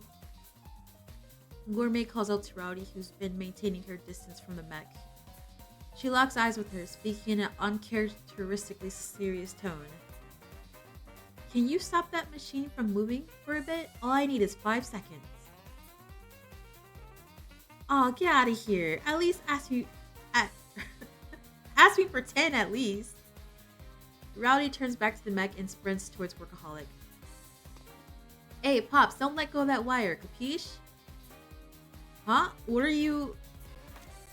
She then grabs Workaholic, the arm Workaholic is using to hold the wire saw and pivots her hips as if swinging a bat. Up until then, the white mech had been pulling Workaholic by its wire, but now the scales have tipped. Does Rowdy plan to drag that mech around?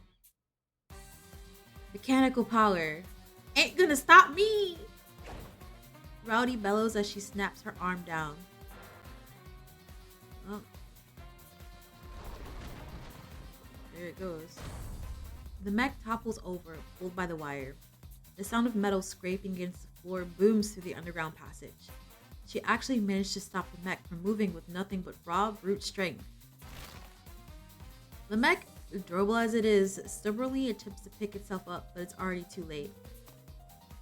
Nicely done, Rowdy! In Gourmet's hand is a knife that she always carries around with her. What is she planning to do with that? Bon appetit! She thrusts the blade as hard as she can into one of the mechanical holes. The mech makes a robotic cry of distress.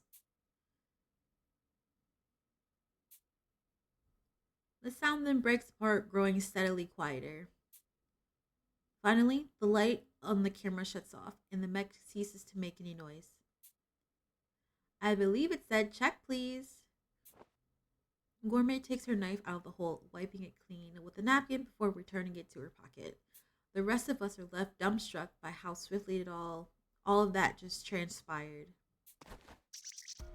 Way to let him have it, sis. How'd you know which one was the weak spot? Rowdy breaks the silence and clings onto Gourmet, who begins explaining as she comforts her. I mean, I like to cling onto Gourmet as well. But anyway, it was simple. While all of you were talking, I sniffed out the different odors coming from the 3 holes. Only one smelled of rubber and metal, so I assumed that there was an essential cable in there that allowed this big dollop of frosting to operate properly. I said what I said. I said what I said, okay? Also, I just realized, y'all, we need to come up with a new name for Carlbot, because I re-added it to the Discord. I'm glad that everything is practically the same. I think I need to change the roles though, or re-add those back, but we need to come up with a name for it. And I think Kirby was the one who came up with the name the last time. Wasabusi Bot? I think that's what it was. So we need to come up with a new name for him. I think I'll put it in Discord, but I know that some folks here are lurking from the Discord too. So if you want to come up with a name for the Carlbot,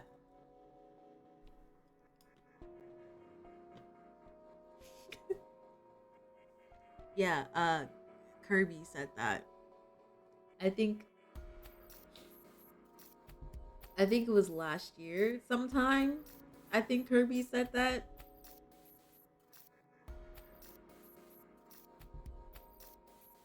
And it gets kind of stuck because originally it was called Methuselah.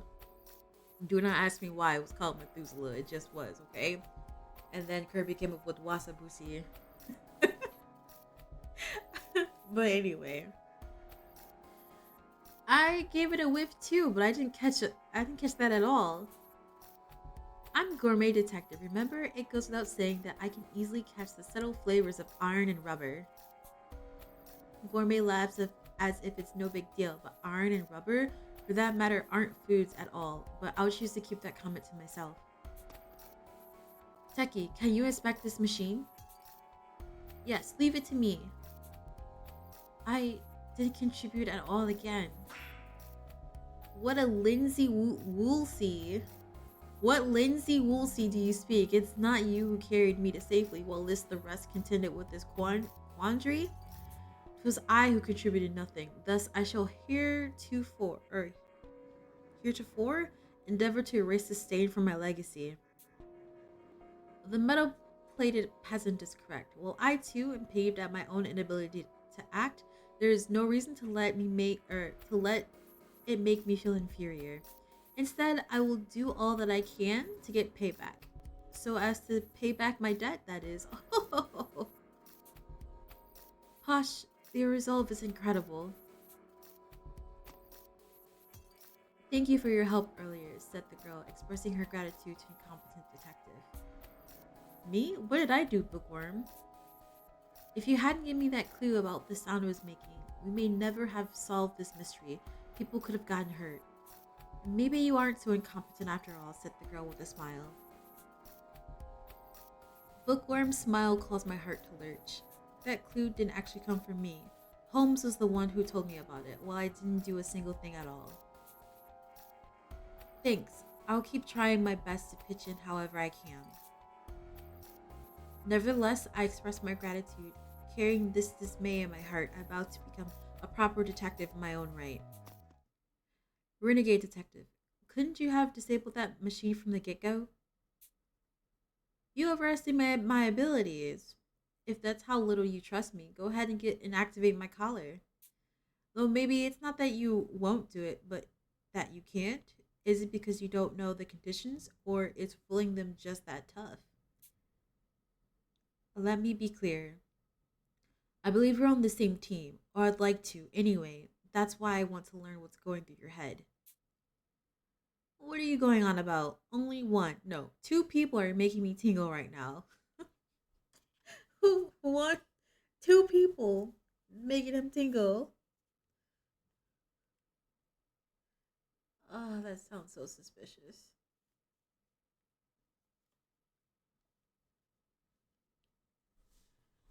So do me a favor and ease off, I wonder what it'll take to get Competent and that other special someone over to our side. Oh, I love his expressions. His expressions are like the best. We began investigating the tunnel the mech appeared from. Find anything incompetent? There's something that looks like a charging station for the mech's batteries, but that's about it. I see. That would explain how it managed to function so smoothly, even after being left in this place for who knows how long.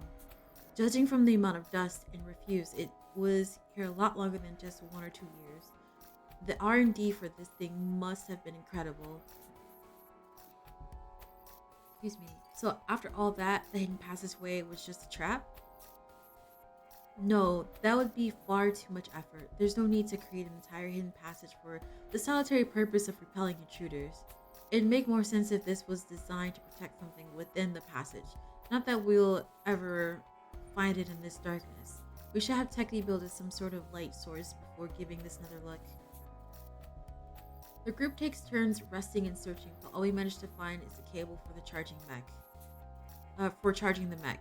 There's nothing else of note, nor any clues leading to another hidden passage. For all the progress we thought we made, there's little to show for it. Today's effort were in vain, and everybody's looking fatigued.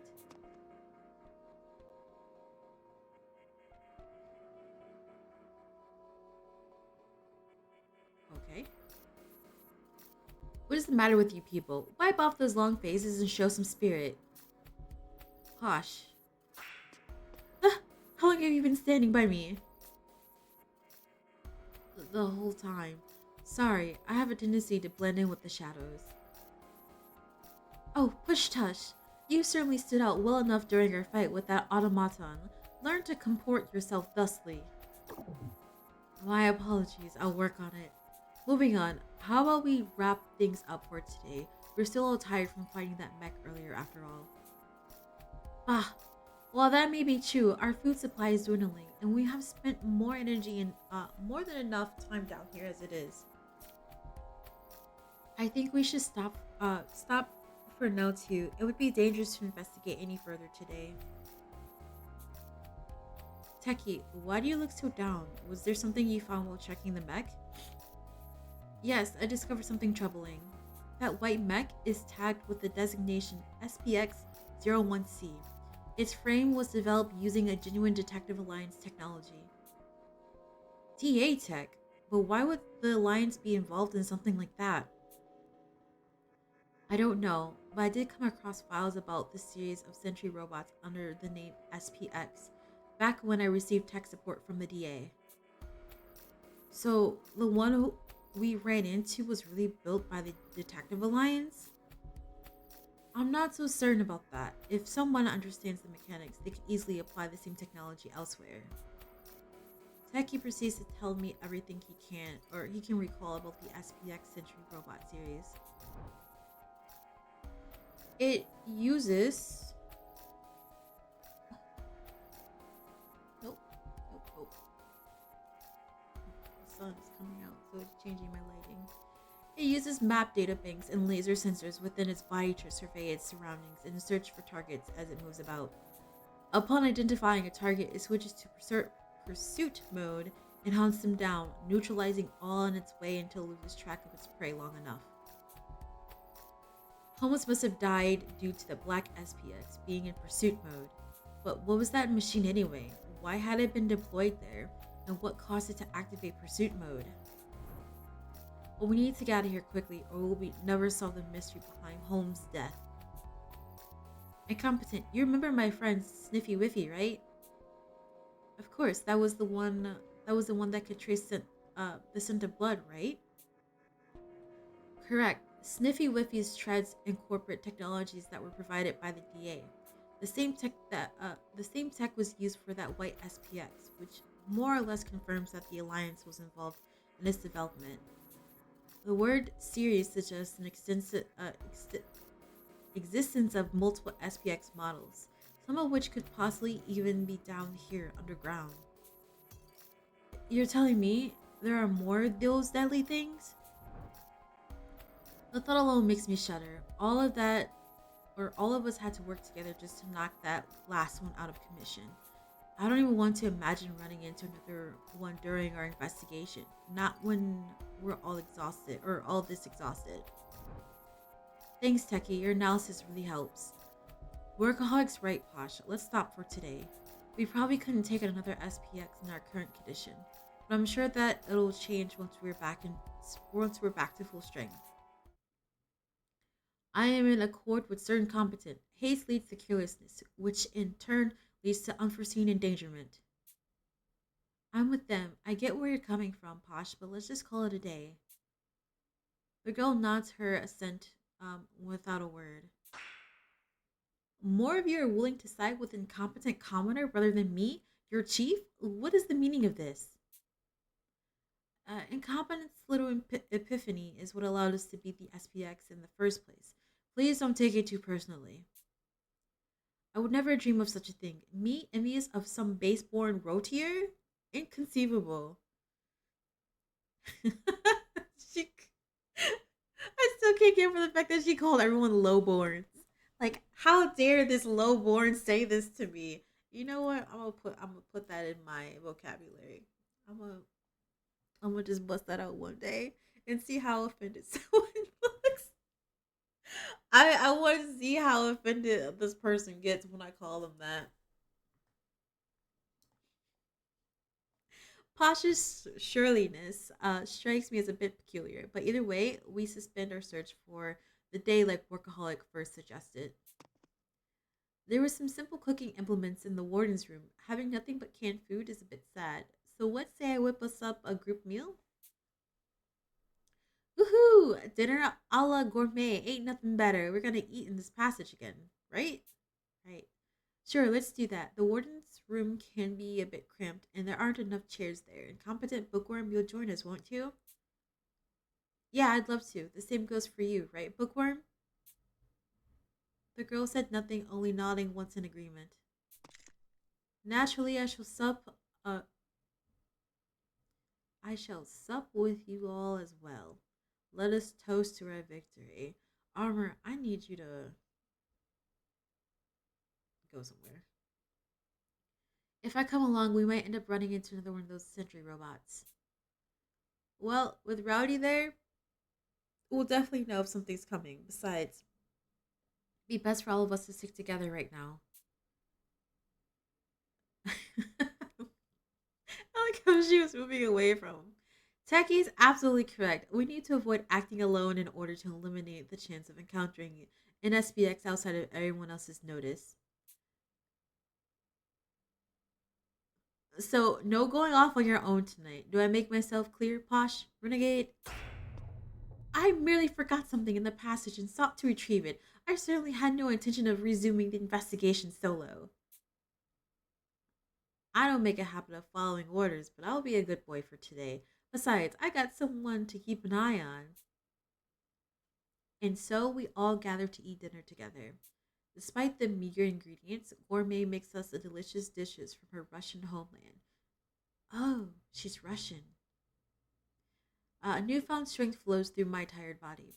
Everyone is all smiles and the conversation never dies down over the course of the meal. Holmes, however, broods all the while.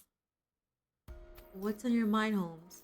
He finally got it that he could talk to her without having to say anything. And it's funny because that's exactly what she said like the first time. She was just like, you know I can read your thoughts, right?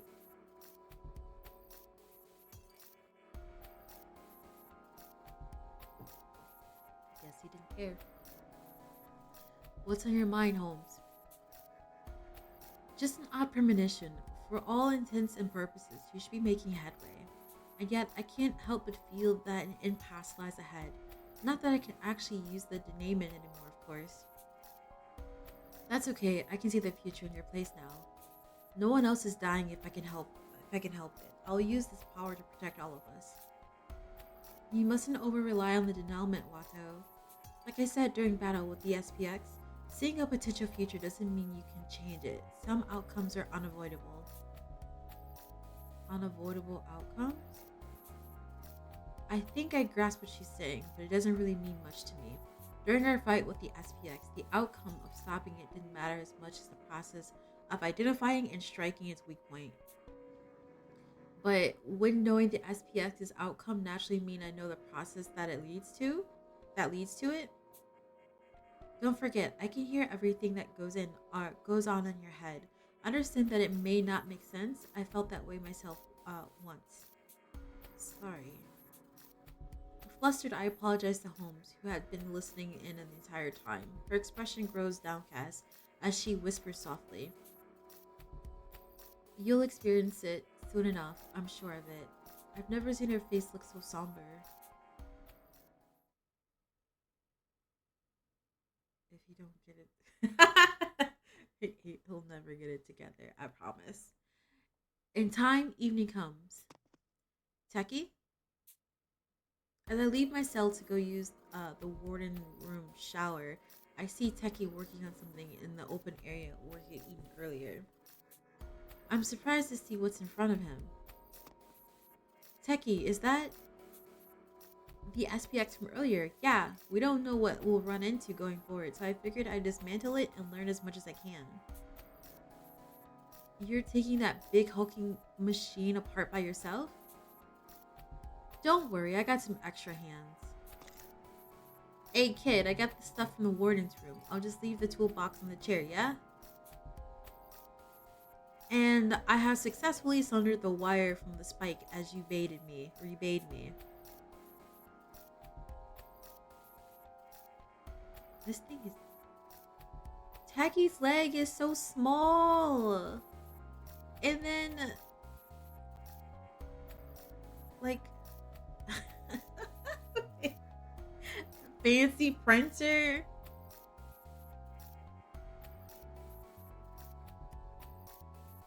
Spikes for ink.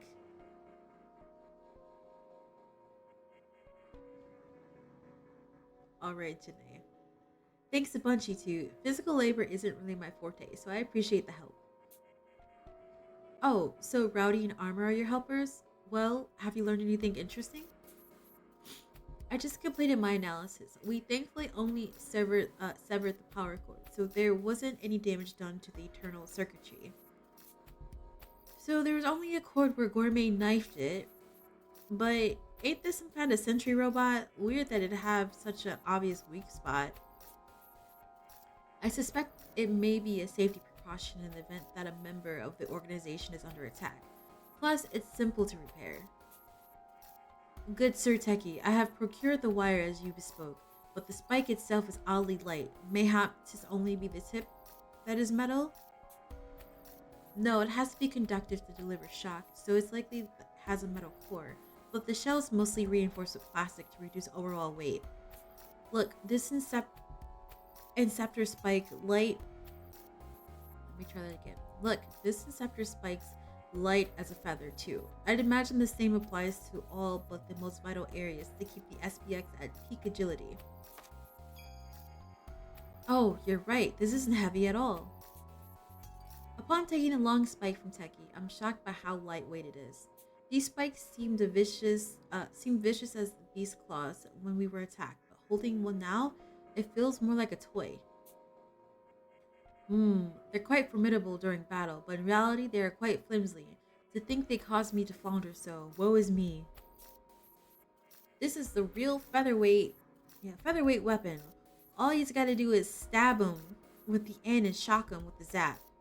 No wonder this thing's so dang light. Giving it a weighted tip also makes for better shooting, you feel me? Makes sense, it's very streamlined design, huh? The more we learn, the more I realize how deadly these spikes truly are. I don't understand why the DA would have created something like this. Anyways, these mechs sure have me wound up. Who cares how many safety features they got? They still attack us DA members. How can you call this a sentry robot when it can't even tell an ally from an enemy? There's nothing more we can do about that. This guy's been programmed to indiscriminately attack whatever his camera detects. It was humans who set that up that way, so please don't misdirect your anger towards the SPXs when they're not the ones to blame. Sure, but these are the same metallic goons that offed our chief, yeah? Can't help but feel a little sour at them for it. They're only doing their jobs that they were given. Just the same as we detectives perform ours. Look at its body. No arms, no legs. Its function has been refined solely to monitoring people and removing threats. Not unlike armor suit. Ah, indeed, Sir Techie. Both mine, armor, and that contraption were forged to preserve life. Neither harbors any inherent malevolence. Ultimately, it is mankind who, in their malice, appropriate such things in order to sow strife. Yeah, you get it. Under no circumstances can we forgive whoever misused that SPX to kill the chief. I, Techie Detective, swear upon my name to bring that criminal who infiltrated the DA to justice. You say they infiltrated the DA, but how can we be sure of that? Not only did the culprit kill everyone at the research facility, they also possess full knowledge of the SPX's capabilities. They've done irreparable damage to the DA and seek to harm us. That much is certain. Given this, infiltration seems entirely plausible. So we've got enemies aside from downtown. This tragedy hasn't come to a close yet. Part of me honestly wishes I could just ignore it. An hour ago, we all enjoyed a meal together. Everyone's chatting with smiles on their faces. I don't want to believe that was all a lie. It's awful having to suspect my companions like this. The heck are you chewing your cut about, bub? That hurts my soul. Like, I don't even know how I'm reading all this. I'm just reading it. I am just reading it.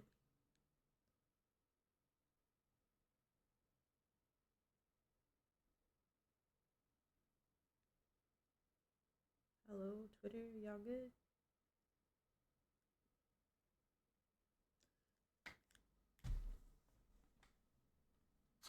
However, see? I messed up. Messed up right there. Let me save.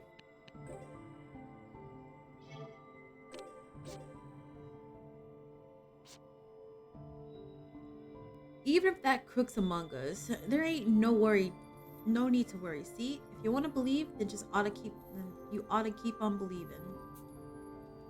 But if I had realized the truth about downtown sooner, Mystic wouldn't be. You trusted her, she backstabbed you. No help in that. But going at everything all half-hearted and lukewarm like that you might regret. Once a man has his mind set on something, he's gotta stick to his guns, capiche? You're way more of a man than I'll ever be, Rowdy. I wish I could be as strong as you. Well, I got a trick to nip all those worries right in the bud, see? You do? Sure, take a look. Rowdy produces a small deck of cards from her pocket and begins shuffling them. They look like traditional Hanafuda cards, each emblazoned with plants and animals and so forth. Excuse me. How are these supposed to help? Whenever I'm stuck, I pull a card. Drawing one with a cherry blossom means go, but anything else means I should cool it. So, you let the cards decide your actions? Is that really okay? Just think about it. Just think about it a tick, bub. Second guessing means you don't trust your gut. You follow me? The way I second guess everything. Second guess, overthink. I'm struggling out here. Struggling. When it's down to the nitty gritty, you gotta have something to rely on. These cards always got my back. I trust them more than I do myself. You ought to try it too, bub. It'll get your mind made right quick. Rowdy extends the deck of cards towards me. I freeze up on reflex. Should I continue believing in my friends as I have been, or should I be more suspicious? Is this really something a deck should decide? Don't worry your little head so much, bub. As if guessing my thoughts, Rowdy comforts me.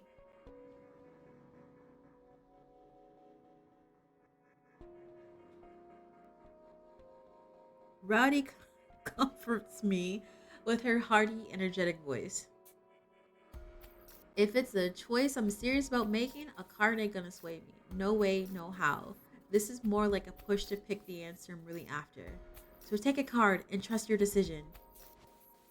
Okay, so a cherry blossom means go with my gut, right? Let's give it a shot. I draw a card from Rowdy's hand. Well, figure out your answer? Yeah, I did. I hand the card I drew to Rowdy, the cherry blossom on it settling my resolve in stone. No more hesitation. I choose to believe in my friends.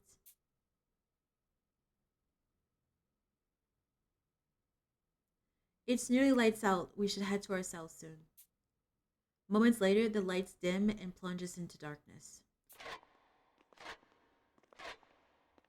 I start heading back toward the chair where we had left the toolbox Techie was using to analyze the SPX. Suddenly, I run directly into Doleful as he comes bounding out of the warden's room. Oh, it's just you, Incompetent. You startled me there. Doleful jumps back a bit.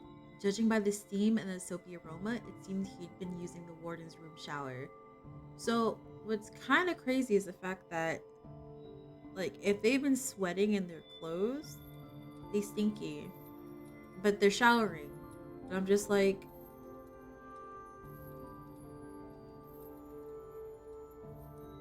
Is this a detail like y'all really thought to like focus on? 'Cause, you know, most games don't. Like Final Fantasy, you ain't worrying about showering.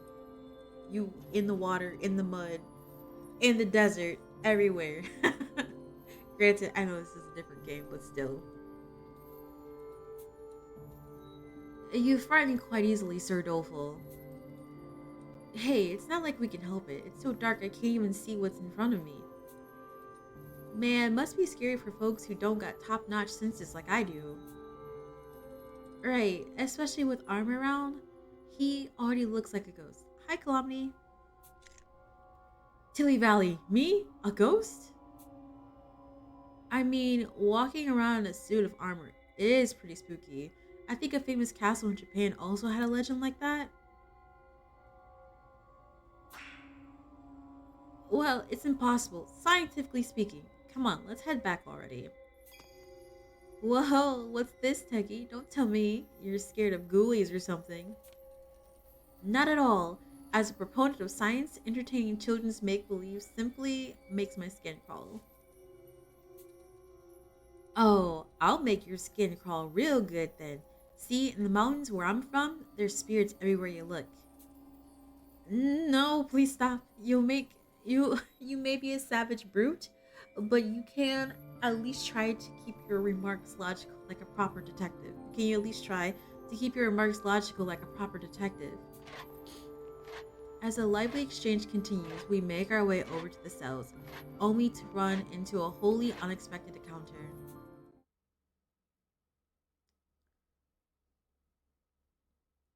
When he shows up, you know something's about to go down. Here's a surprise. You're all looking awfully chummy there. Just what could she be up to? Renegade sits before the dismantled SPX. He cheerfully runs his fingers over its exterior and smirks. That should be our line. What are you doing here? Don't get all huffy, kid. I was just about to tell you something nice. Renegade motions to the SPX as he speaks. I glance over the machine again, but as far as I can tell, it's still in pieces, just the way it was while we were inspecting it earlier. I don't notice anything particularly odd. Wait, there's a spike missing. What? Now that he mentions it, I noticed that one of the long metal spikes Techie had detached had disappeared. There would have been ample time to take it while we were returning items to the warden's room and ugh, and chatting with Doleful. But who did it and why? Looks like it's about time for the kickoff. The kickoff for what exactly? Isn't it obvious? The corners of Renegade's mouth curl upward into the shape of a crescent. I love his expression. Look at that. Just look at him go.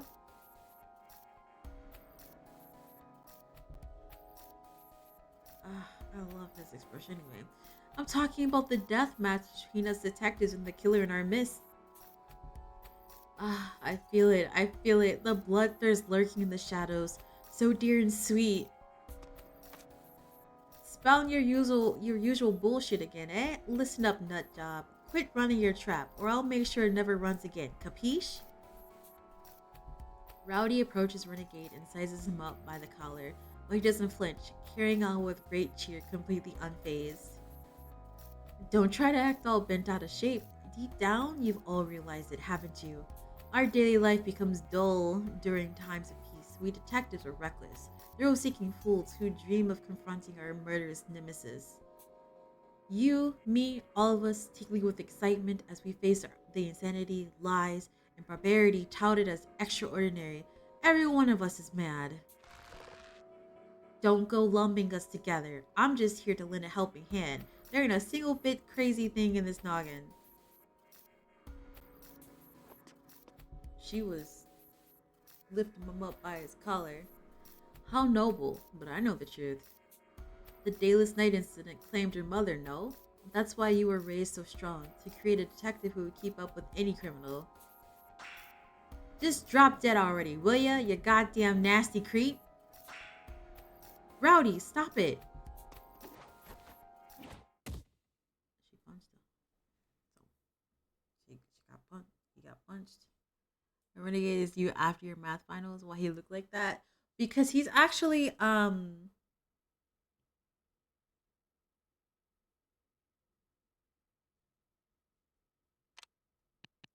I say anything,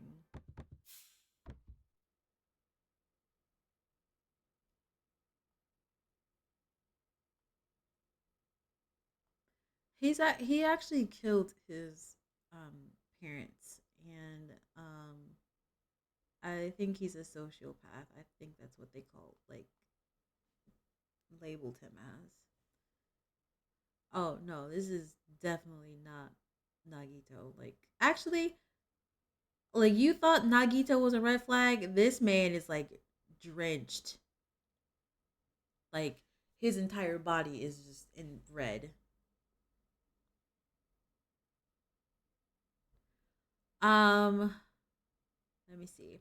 Renegade Detective, rank number 4. Cases solved 204. Notable cases: the case of the Shinjuku Rainwalker and the Nanase Conference case. Hobby: volunteering. Special skill: criminal psychology. Additional notes: famed for being the most aberrant agent within the DA, he lacks any semblance of ethics, often reasoning to dubious methods to apprehend criminals. Given the chance, he will kill culprits, albeit indirectly. As his own past is riddled with murder, he is fitted with an explosive collar device known as the decapitation rabbit and is typically held under house arrest in his apartment-esque prison. Be that as it may, his deductive faculties and familiarity with the criminal mind keep him in high esteem. He has been granted a degree of freedom to assist with major criminal cases designated as Q incidents. But he can move. He can move very far. He can move about 10 spaces. But we haven't been able to use him at all throughout the game. Me personally, I'll let him get hit. No, we can't do that. That's not in the main character's personality to let him get hit.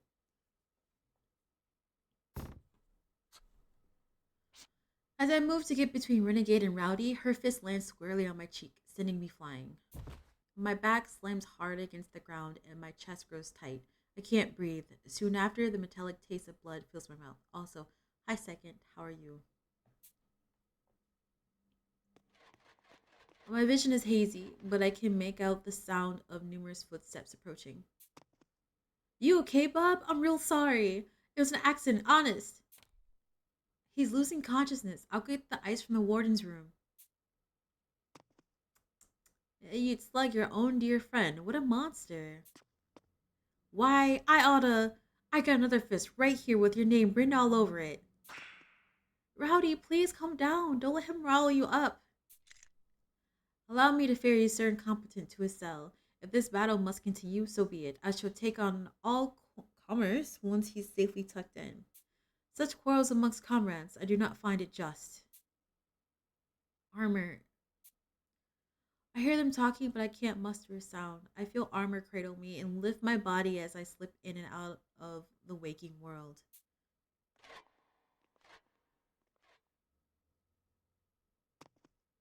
Why did you call to me? What do you want? Oh, it's nothing, Major. You see, I'd like to swap rooms with you, just for tonight.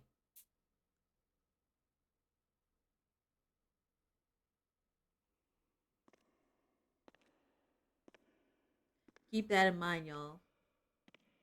Upon coming to, I found myself in a bizarre labyrinth. I walk along the desolate concrete walls. And we have another one of these things. Which again, I turned off the voice for reading purposes, but it does make a weird noise. A very not good noise. Um, However, we have dubbed these things printers with a communication error. It can't, it's having trouble printing. So, it's, yeah. A familiar mechanical beeping whirs from further down the corridor. I get a bad feeling and rush ahead. Soon after, I run into it. The white machine we encountered this afternoon. Next to it is a girl sprawled out, drenched in blood. A spear juts out of her chest, and the sanguine fluid gushes from the wound. The thick scent of blood hangs in the air. One whiff of the metallic stench is enough to make my head spin, robbing me of all rational thought. I have to escape. I have to escape. As I try to voice the words, I feel something touching my back. I turn to find another SPX at my heel. Not only that, but I can make out the sound of its shreds nearby. More and more SPXs gather at my heels, but the situation is so absurd that I actually find some comfort in it. Could this be a vision from the Denouement? Is this the fate I'm bound for? What in the world is this supposed to? What is supposed to happen to me? You think I'm just gonna sit here and take it? I dash forward with all my strength, weaving my way through the SPSs before they can react. It's not over till it's over. Even if that's what I'm seeing really is the future, I refuse to give up. I'll find a sliver of hope. I swear. Ugh. Sparks fly across my field of vision, flooding my surroundings with light. I find myself in a familiar cell. There's a figure lying on the bed near the back, but oddly enough, a long object protrudes from their chest. Oh no. I recognize the object at once. It's the stolen SPX's spike. Even from this distance, it's crushingly obvious what happened. The spike has been speared straight through what is now a corpse. Ah! I spring from the bed and survey the darkness around me. There aren't any bodies. I don't see the spike or the SPXs either. The scent of blood is gone too. I heave a deep sigh of relief. All of that now is just only a dream.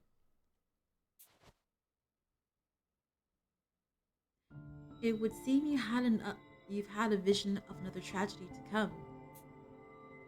Holmes appears, her words shattering my brief moment of peace. You saw it, yes? A premonition of death? Yeah, I saw a corpse in a cell, but I'm not sure who it was. The dream was way more fragmented than usual. Who is this girl? She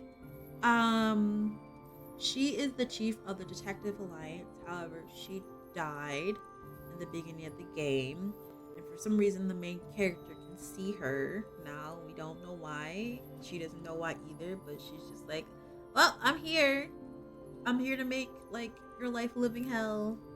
Just kidding. I see lots of things, but yeah, we have the ability to see into the future, like a little bit, not a lot. Like we don't have like, oh, we can look a day ahead. No, it's like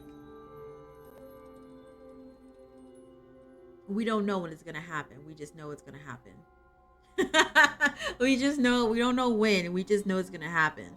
However, with the fact that we know it's gonna happen, we have the ability to change it. But we are learning that in this chapter, we're learning that that is not always the case. And also, we need very specific information in order to see the future. Yes, they're like premonitions. Sometimes, depending on if we have the right information, we can change the future. Sometimes we can't. It just really depends on what it is. So you lack sufficient details. Best to remain calm and investigate. Further come morning then. How can you be so blasé about this? Somebody might die again. Shouldn't I start searching for clues right away?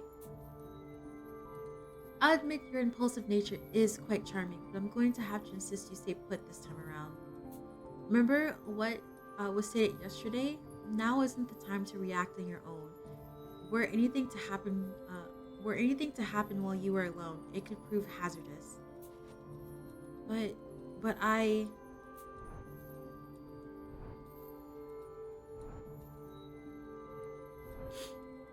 can't stand by and watch someone die in front of me again. If there's anything I can do right now, I want to do it. Excuse me. If that spike's gonna be used as a murder weapon, there could be a clue near the white SPX. I'm going to go check. You truly are a stubborn one. Once you've made up your mind, I won't try to stop you, but do take caution. Rouse anyone with your footsteps, and you'll only make yourself a suspect later. Right, I'll be careful. See, she's the number 2 for a reason. She's just like, I don't think you should go anywhere. I think you should like wait into the morning, because if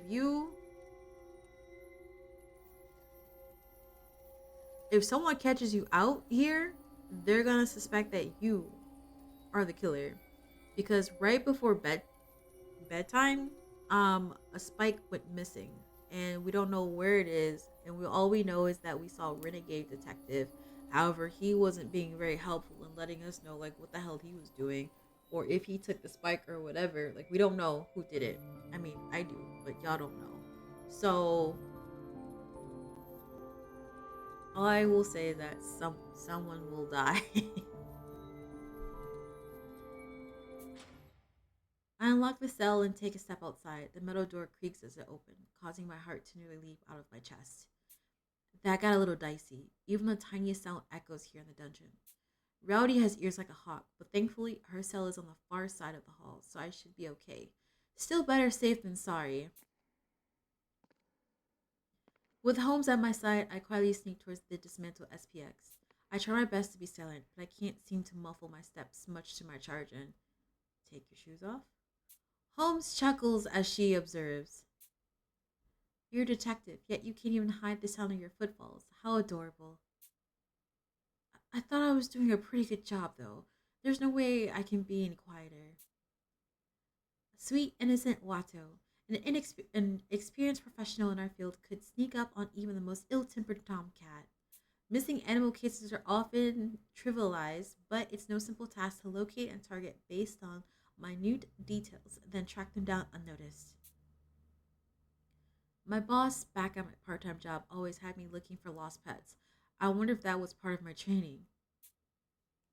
I'm certain it was. It's the most efficient method for learning the fundamental skills every detective needs. We continue talking as we near the SPX's remains. While I can discern a vague shape in front of me, it's too dark to make out much else. I can't see a thing, even with my D-pad's flashlight. Is that really so surprising? We've gone where the sun doesn't shine. Of course, our light source, the size of your palm, would be insufficient. I understand you're eager, but perhaps staying up and keeping watch would be better use of your energy than fruitless investigation. That's probably a good idea. I don't think anyone else is awake right now. As I said previously, the Denouement is not all powerful. Rather than chase after what eludes you, consider what you already know. Man, I just wish I had a flashlight. Cut the light, Watto. Huh? What's wrong? I speak. I speak aloud without thinking, and Holmes quickly zooms in front of me. Do it and keep quiet. Somebody has you in their sights. I nearly blurt out, "Don't be ridiculous," before managing to stop myself. I turn off my light and look around, but I don't notice anything suspicious. See, this is why this kid cannot be a detective. Like, why are you gonna say, wait, huh? You. I could never. I would.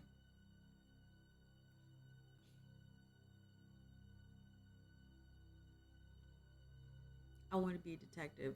Boy, you better go somewhere. There's no one there. Did you spot something? No, I simply felt a presence. I couldn't even hear their footsteps, let alone see them. Maybe it's just your Run! Huh?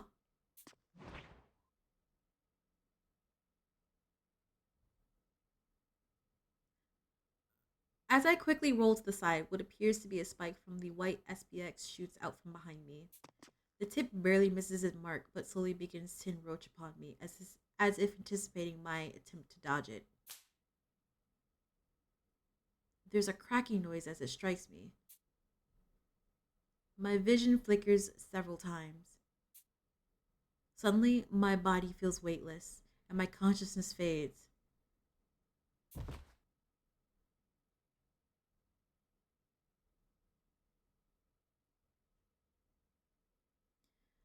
I can't stand this character. I cannot stand him. She told him to stay where you are. No, I gotta go see it. Wake up, Watto. Wake up!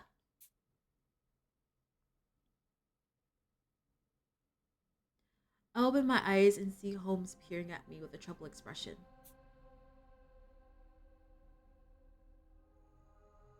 Hey, X-Ray.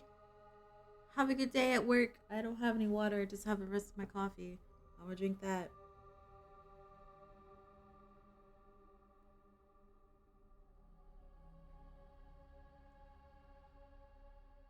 I don't have any water because I forgot to put water in my water filter yesterday, and so it wasn't cold. Looking around, I find myself in a strange concrete area. No decorations, just 4 passages leading in different directions. The cold, inhumane nature of this place sends a shiver down my spine. Holmes, what is this place? Am I still dreaming? Apologies, but as my consciousness is linked with yours, I'm afraid I don't know what happened while you were out. However, this is no dream. Of that much I'm certain. It would seem someone has knocked you out and brought you here. What? But why me? What for? Shh, listen, don't you recognize that mechanical sound? A booming mechanical hum reverberates through the area, shaking the surrounding concrete. There's no question, it's an SPX. It is getting closer. It must be coming from one of these passages. Which one? Where's it coming from? Let's get louder. It took the might of the entire DA to defeat the last mech. If it discovers me alone, I'm toast.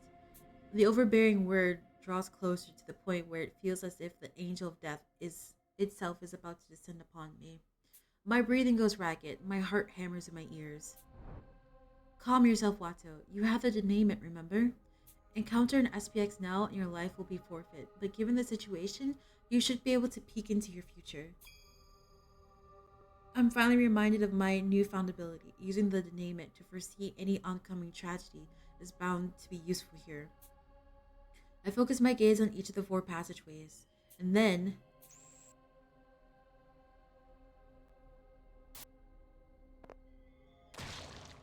Ugh. The instant I took the passage in front of me, a bright red SPX cuts me down, and the splattering blood dyes my vision scarlet. But then the scene disappears, and all is at peace, as if the blood was simply wiped clean. My head feels like it's burning up, but I was able to successfully use the Denouement. It seems the SPX is coming from the passage in front of me to the left. Very well, then let us escape via the passage to the right. You're certain to be spotted if you stay here any longer. The second Holmes gives the command, I hurry into the right-hand passage. The sounds of the SPX grow distant. Seems I've shaken it off for now, but I still have no idea where I am. Are you feeling alright after using the Denouement? Yeah, I'm fine. My head feels a bit fried, but I'm alert enough. I think I'm getting used to it. I see. Glad to hear it. I can't predict what may happen next, so be prepared to use the Denouement at a moment's notice. I walk and walk, but the concrete corridor never changes. The continuous repetitive sound of my footsteps make me dizzy. As the sterile monotony continues in my ears, an odd feeling rises up inside of me. It's like deja vu, as if I've gone down these exact same halls before. Come to think of it, I think the SPX in my dreams about what happened a decade back was red too. The SPX that appeared in my vision just now was the exact same color. It could just be a coincidence. The Denouement relies on my own inherent knowledge to create its visions. It's entirely possible that it's mirroring my past trauma, but maybe there's another explanation. Holmes, have the 2 of us ever walked down these corridors before? In the past, I mean? What makes you say that? It's just, I feel like I've seen this maze in my dreams countless times. Plus, it connects to the dungeon where I was held 10 years back. It could be that they brought me here for some reason or another. Is that so? In that case, it is quite plausible that the two of us were here together after our being abducted 10 years back. But it's strange. What's an SPX doing here anyway? Its presence means that this passage is somehow related to the DA, right? You're rank number 2. Do you know anything? I had a feeling you'd ask sooner or later. Where to begin? Holmes closes her eyes solemnly, pauses, and then finally begins speaking. First, a reminder, as previously stated, my information isn't comprehensive. For example, I know next to nothing regarding the SPXs. Why is that? Weren't those mechs developed by the Alliance? Technically speaking, no. The SPX series, this maze, and the dungeon were all created by the DA's predecessor, the Secret Police. The Secret Police. Oh, alright. The Secret Police? Was that a branch of law enforcement? No, it's simply a name. It had no connection to the force, like the DA. It operated out of the public eye. I'm sure no one's even heard of it. Well, what a strange organization. Why was it established in the first place? To investigate the Dayless Night incident. Senior detective, who was already quite famous, and mystic detective assisted as well, I believe. If those two were involved, and that really was their goal, or yeah, it must have been pretty respectable organization. Their goal was respectable, yes, but their methods, however, were anything but. You're aware that the Chlorine Duke was influenced by the Dayless Night incident, yes? By the way, for those that don't know what the Dayless Night incident is, let's find it. Here it is. The Dayless Night incident, the popular name for a series of incidents called by the Morning Star of Dawn Society, which at the time commanded public support and even exercised influence in the political sphere. Sect founder Junichi Narase, who went by the name Lucifer, targeted opponents by kidnapping, confining, torturing, and brainwashing them. He is also believed to have carried out a number of cruel human experiments through the building where this is reported to have taken place has since collapsed in the disaster. Lucifer utilized TV stations and internet broadcasts to steal the hearts of viewers with his witty comments and charismatic mannerisms, steadily growing his hordes of believers. 13 years ago, Lucifer attempted to take advantage of the chaos after a major earthquake by plotting to release poison gas, resulting in his capture by the world's premier detective, Vidocq. I don't know if that's how you pronounce his name. Also, I don't know what they look like. We don't know who they are. Vidocq received a global recognition for the accomplishment, eventually leading to the establishment of the DA. Although 13 years have passed since he was apprehended, Lucifer's followers have continued committing crimes in his name unabated. The true irony is that by solving this case, Vidocq triggered an exponential increase in domestic crime, thereby fueling an ongoing detective craze. And then, let me see. I think that's good enough. Also, let me save while I can. Yeah, that's what Renegade told us. He said that the Duke is trying to finish what the Dayless Night incident had started. Precisely, but the Chlorine Duke wasn't the only one. Following the Dayless Night, a great many copycats claimed to be doing the same. As the secret police struggled to address this, their morals grew warped. They began conducting inhumane experiments to prevent further crimes. Our confinement was just one of the many grave sins they committed. What? You're saying the secret police was behind the abductions 10 years ago? I'm shocked, but the facts do seem to add up. Despite the scale of the incident, coverage on it from the media was surprisingly scant. Ultimately, the perpetrators were written off as an organized crime syndicate, so there really was more to the story after all. Then there's the other thing Renegade mentioned. Every detective here is tied to the Dayless Night, not to mention the link between Holmes and myself. Seeking to forestall another Dayless Night incident, the SP, Secret Police, aimed to create detectives with supernatural abilities. We were abducted for this experiment. How would they be able to stop something like that in advance? It's practically impossible. But you already possess such ability, do you not? That impossible power which allows you to see future tragedies and prevent them? Oh, the kidnapping 10 years ago, the Denouement's visions of the future, and the secret police that sought to create supernatural detectives. Finally, each piece falls into place. So you've realized, indeed your special power granted by the Denouement is a result of the secret police's inhumane experiments. There's no other reason for why my power was transferred to you. It's because we were both subjected to those experiments 10 years ago. What was that? Hide in the shadow of that pillar. Something's coming.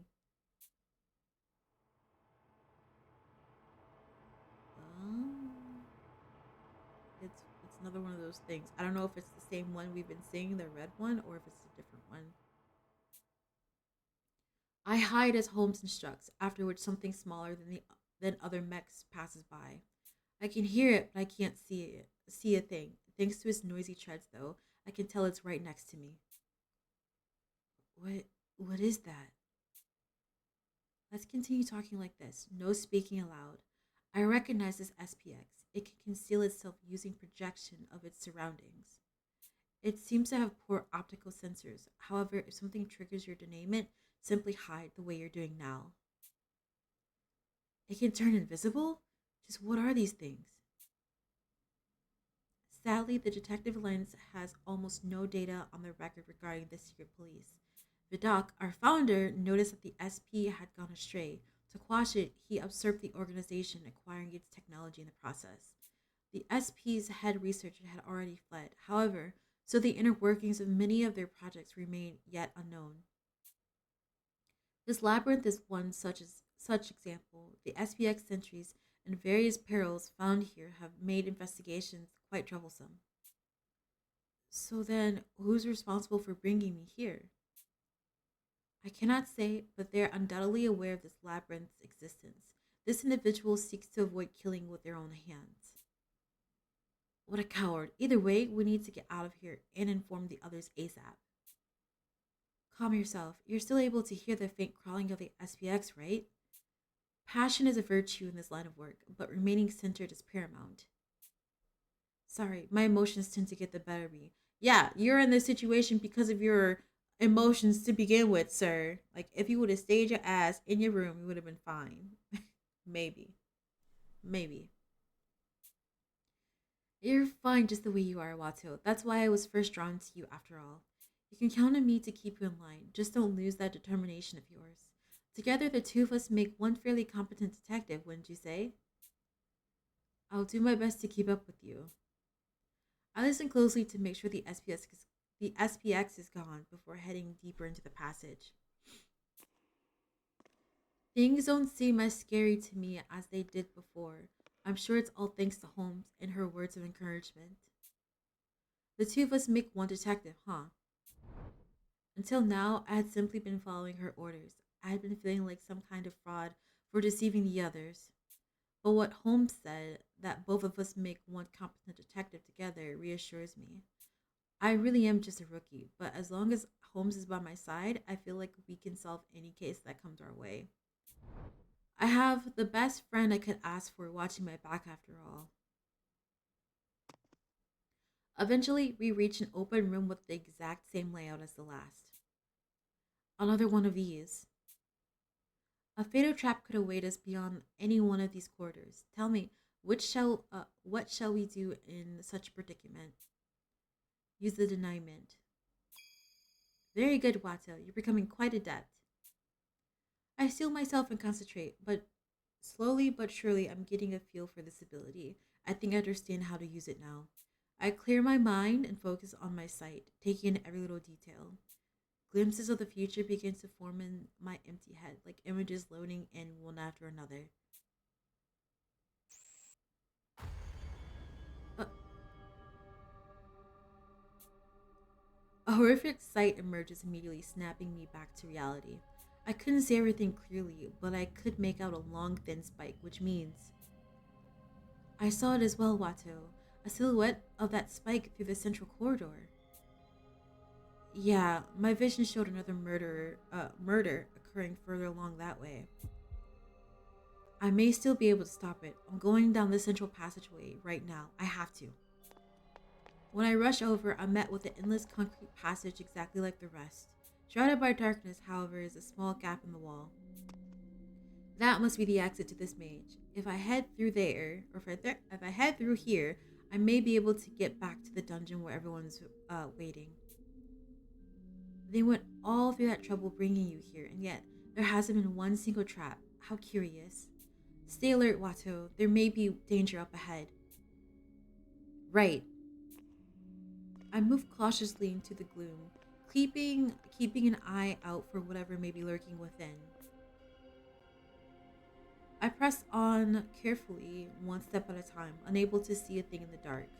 I'm sick of being in these awful tunnels, but this passage almost certainly must connect to where I was before. I need to hurry and meet up with the others so I can let them know about my vision. It's all I can think about as I continue walking. No sign of any way out of this corridor.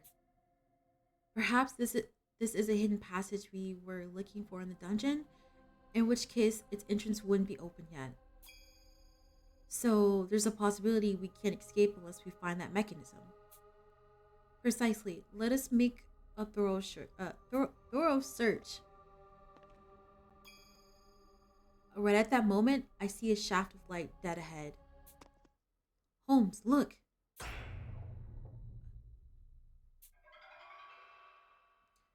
First of all, her expression makes it seem like we are in danger. Like what's about to happen?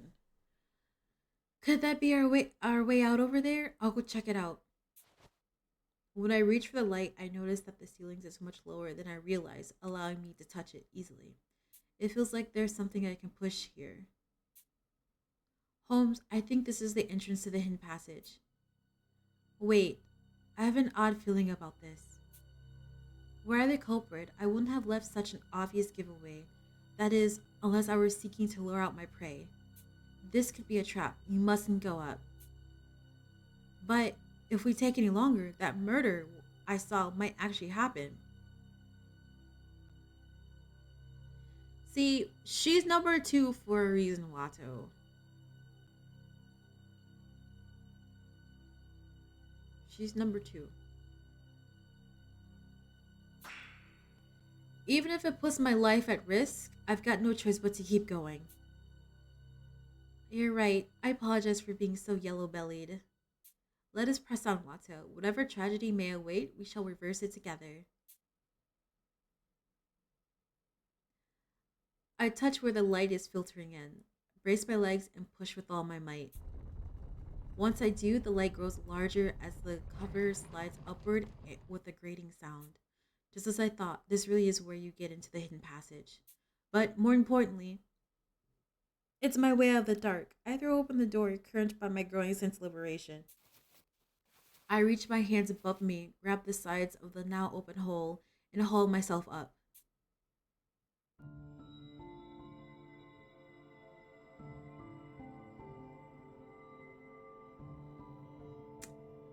Upon climbing out, I find myself in a familiar cell. I'm finally back. I take a deep breath, grateful to be free from that suffocating maze. Now comes the hard part. Sure, I had a vision of a future homicide, but that isn't something you can just tell people directly. How can I alert the others so that they'll be on their guards? Huh? Something suddenly enters my line of sight.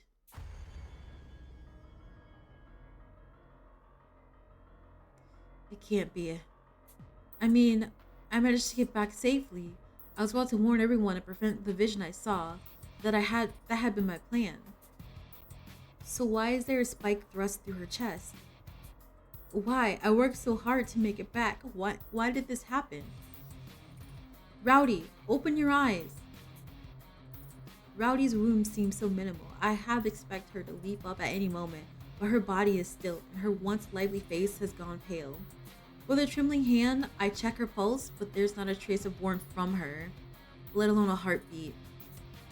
She was so strong, so manly, and so boisterous. No one in our group had more humanity, but now that's all been stolen from her now. I couldn't save her either. Even after the Denouement showed me the future, even though I knew the spike was missing, when it came down to it, I couldn't prevent the tragedy. But I don't have time to dwell on this misery. Watto?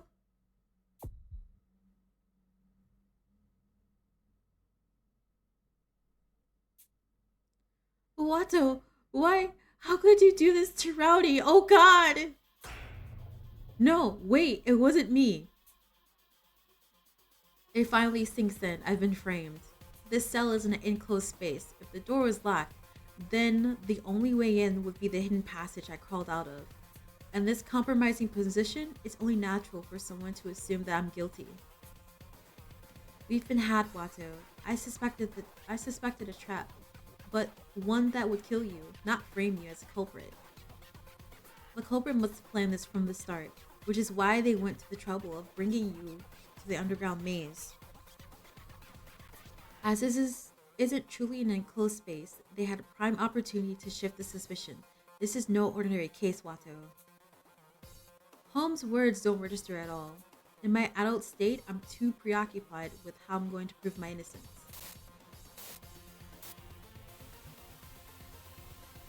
Yeah, they got Rowdy. They got Rowdy. She got. She got.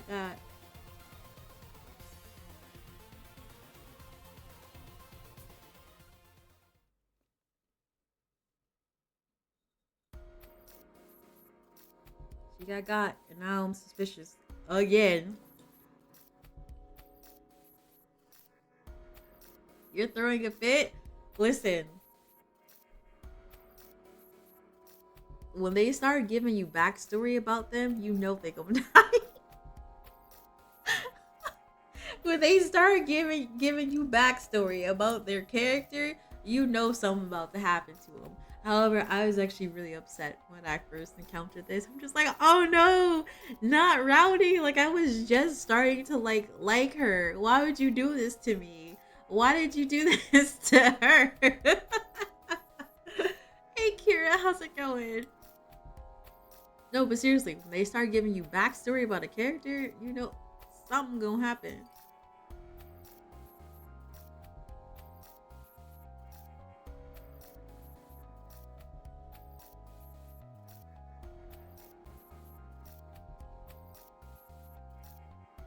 When did this happen?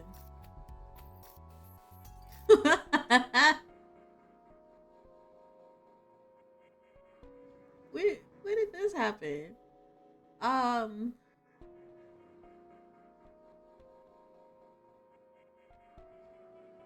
Let me see here. Hey, mods. Specifically, I don't know if Blaze is here, but Blaze or Salem. If y'all here, I got a question for you.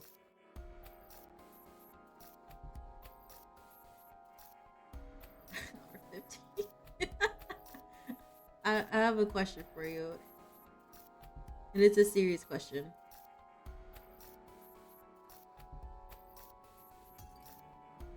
Also, I'm doing alright.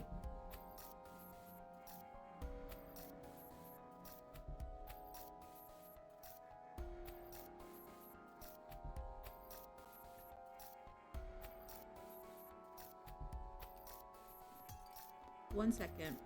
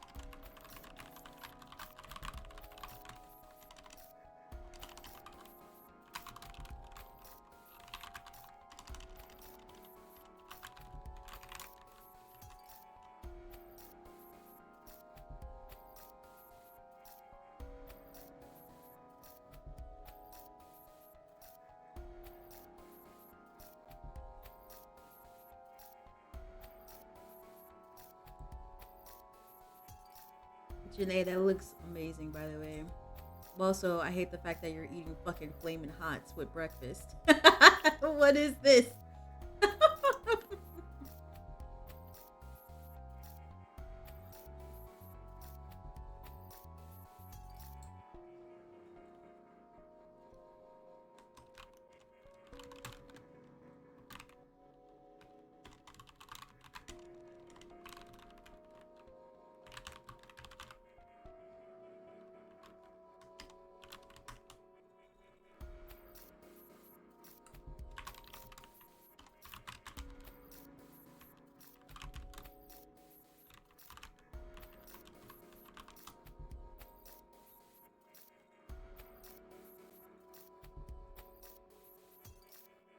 Why are we doing parkour?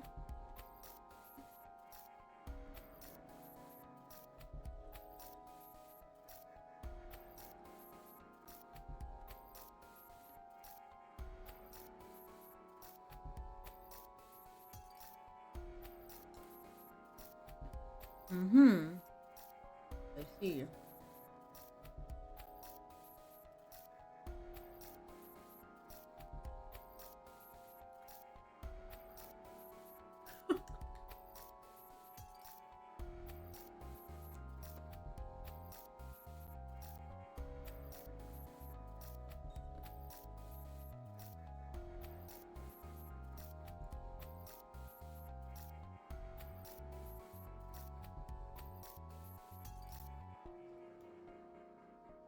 All right.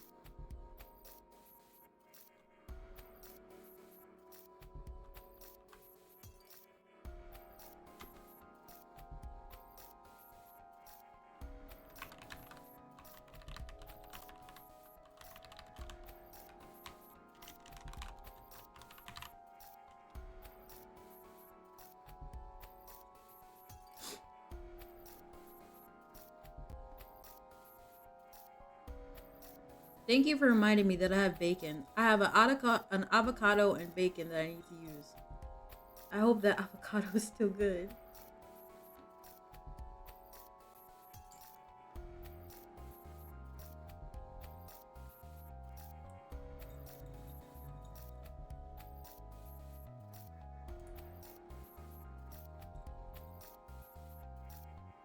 No, it's in the freezer. I got it to actually pair with the avocado, but I never got around to it.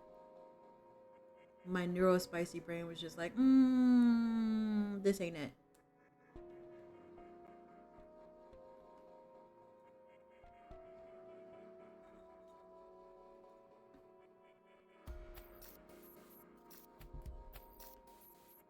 Almost ready. Hold on.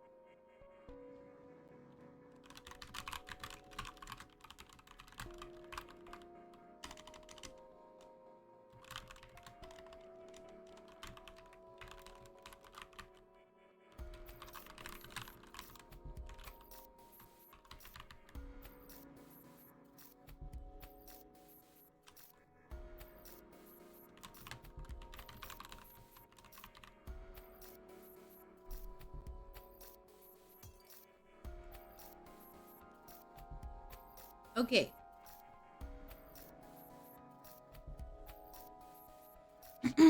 Why not own up and confess? Because I didn't do it. I'm telling you, someone else is the culprit. I've been bound with rope and made to sit on the ground as per Posh's orders. The rest of the detectives crowd around and begin hounding me with questions. Doleful informed me when Rowdy's corpse was discovered, you were at the scene of the crime, correct? Not only that, but the key to her cell was on her person. There's no other means of entry aside from that passage. I investigated the underground labyrinth you emerged out of. It appears to connect to each cell like something of a mole tunnel. I also confirmed that it's linked to the same passage the SPX had come from. Who would have thought all this was under our feet? Huh? I never realized. There weren't any other entrances or exits down there as far as I'd seen. Well, it hardly mattered anymore. It turns out Holmes had the right idea when she suggested we investigate the passageway more thoroughly. Especially seeing as no amount of hurrying would have been able to save Rowdy anyway. See, he should have just listened. He should have listened. Oh, Discord didn't update. Discord didn't update. Like a massive update. Alright. Quit playing coy. When I awoke in the middle of the night, I saw your bed was empty. By then, you had left your cell, slipped out into the hidden passage, had you not? And asking me to halt my investigation was a ploy to prevent its discovery, I presume. My genteel gray matter has hit upon the truth.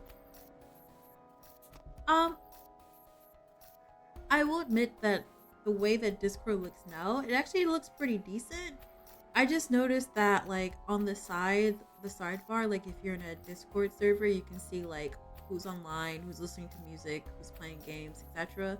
But then also if you hover over a message in Discord, it looks like they have a few options for you to choose to react to a message. I'm going to assume it's the top reactions that I've been using that are available, I'm assuming, but I think it looks great. Oh goodness, these updates feel like Russian roulette. No comment. Your top reactions are foolish. It fits you, Jenai. It fits you. Wait, it's been a few hours since Rowdy was killed, right? I was shaken at first too, but if Competent really is the culprit, why did he return to the scene of the crime? It doesn't make any sense. Doubtless his light ran out of battery, preventing him from escaping out the passage. It'd be impossible to see without it. With no other options, perhaps he attempted to redirect suspicion with his abnormal behavior. And based on the shallow notion, yes, but one of a typical third estate kind. I'm not culprit. Whoever actually killed Rowdy has to be among us. Untie me and I promise I'll find them. We can't afford to stand around wasting time. All done with the autopsy. Cause of death, trauma-induced cardiac arrest. Murder weapon, an SPX bike, right in the heart as you can see. Her death was instant, impressively so, and it was pitch black for 4 hours ago, so to get such an accurate shot, this culprit's a skilled one. So the crime took place at 3 a.m. That means no one here has an alibi, said the girl, pointing out that Incompetent may not be the culprit. I'm with Bookworm. It's also worth mentioning that Incompetent was with us when the spike was originally stolen. Surely such trickery was intended to ensnare Sir Incompetent. By my troth, I shall prove his innocence. Hey, Renegade, can I ask you something? What? If you want a post-mortem report, I can send the details to your D-pad later. Why did you and Rowdy switch rooms?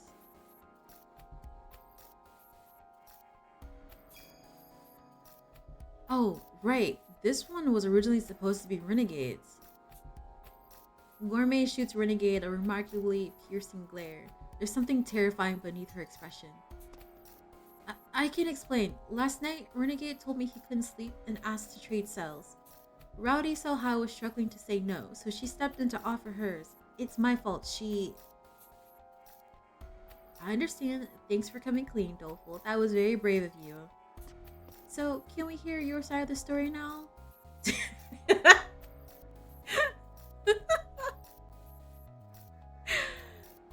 Calamity, I know it's right there, but you didn't have to say it like that though. You didn't have to be so bold with it. It's just like Dolly says, alright? My bed was giving me trouble, so I asked to switch rooms. I'm the type who has trouble sleeping in new digs, but it turns out the beds in all the other rooms are just as bad, so I didn't sleep a wink anyway. I smell a lie. There's not a single human who doesn't reek of lies. Maybe it'll do you some good to dull those senses a bit. See, that's exactly what you could have done, Calamity. Just that. I would have understood, because I'm looking too.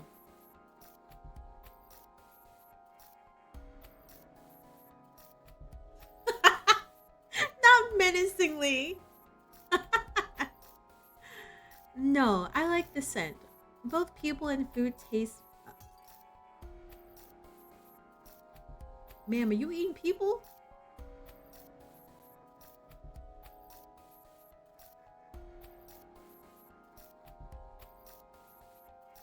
No, I like the scent. Both people and food taste best just before they spoil. The right amount of deceit can make relationships even more delicious. Girl. But not even crows would be interested in eating something as thoroughly rotten as you. Now you're pretty harsh. Guess my only hope is to find someone who will enjoy eating me just as I am. Enough. Until you spill the beans on everything, including why you switch rooms, I'm going to grill you all the way through, for Rowdy's sake. Gourmet faces me and softens her expression. Yes, face me, lady. Face me. Anyway, I completely understand how you feel, Incompetent, but sit tight for now. Everyone is determined to catch the culprit. I promise we'll prove you're innocent. Just trust me and wait here. I'm looking respectfully as well. Alright. Some of the others are coming to my defense, but without any evidence in my favor, there isn't much I can do right now. I'm gonna save though, that's what I'm gonna do. Ultimately, my hands are tied. I have no choice but to wait here at the scene of Rowdy's murder with Armor on watch duty. Sir Incompetent, pray be at ease. We have faith in your innocency.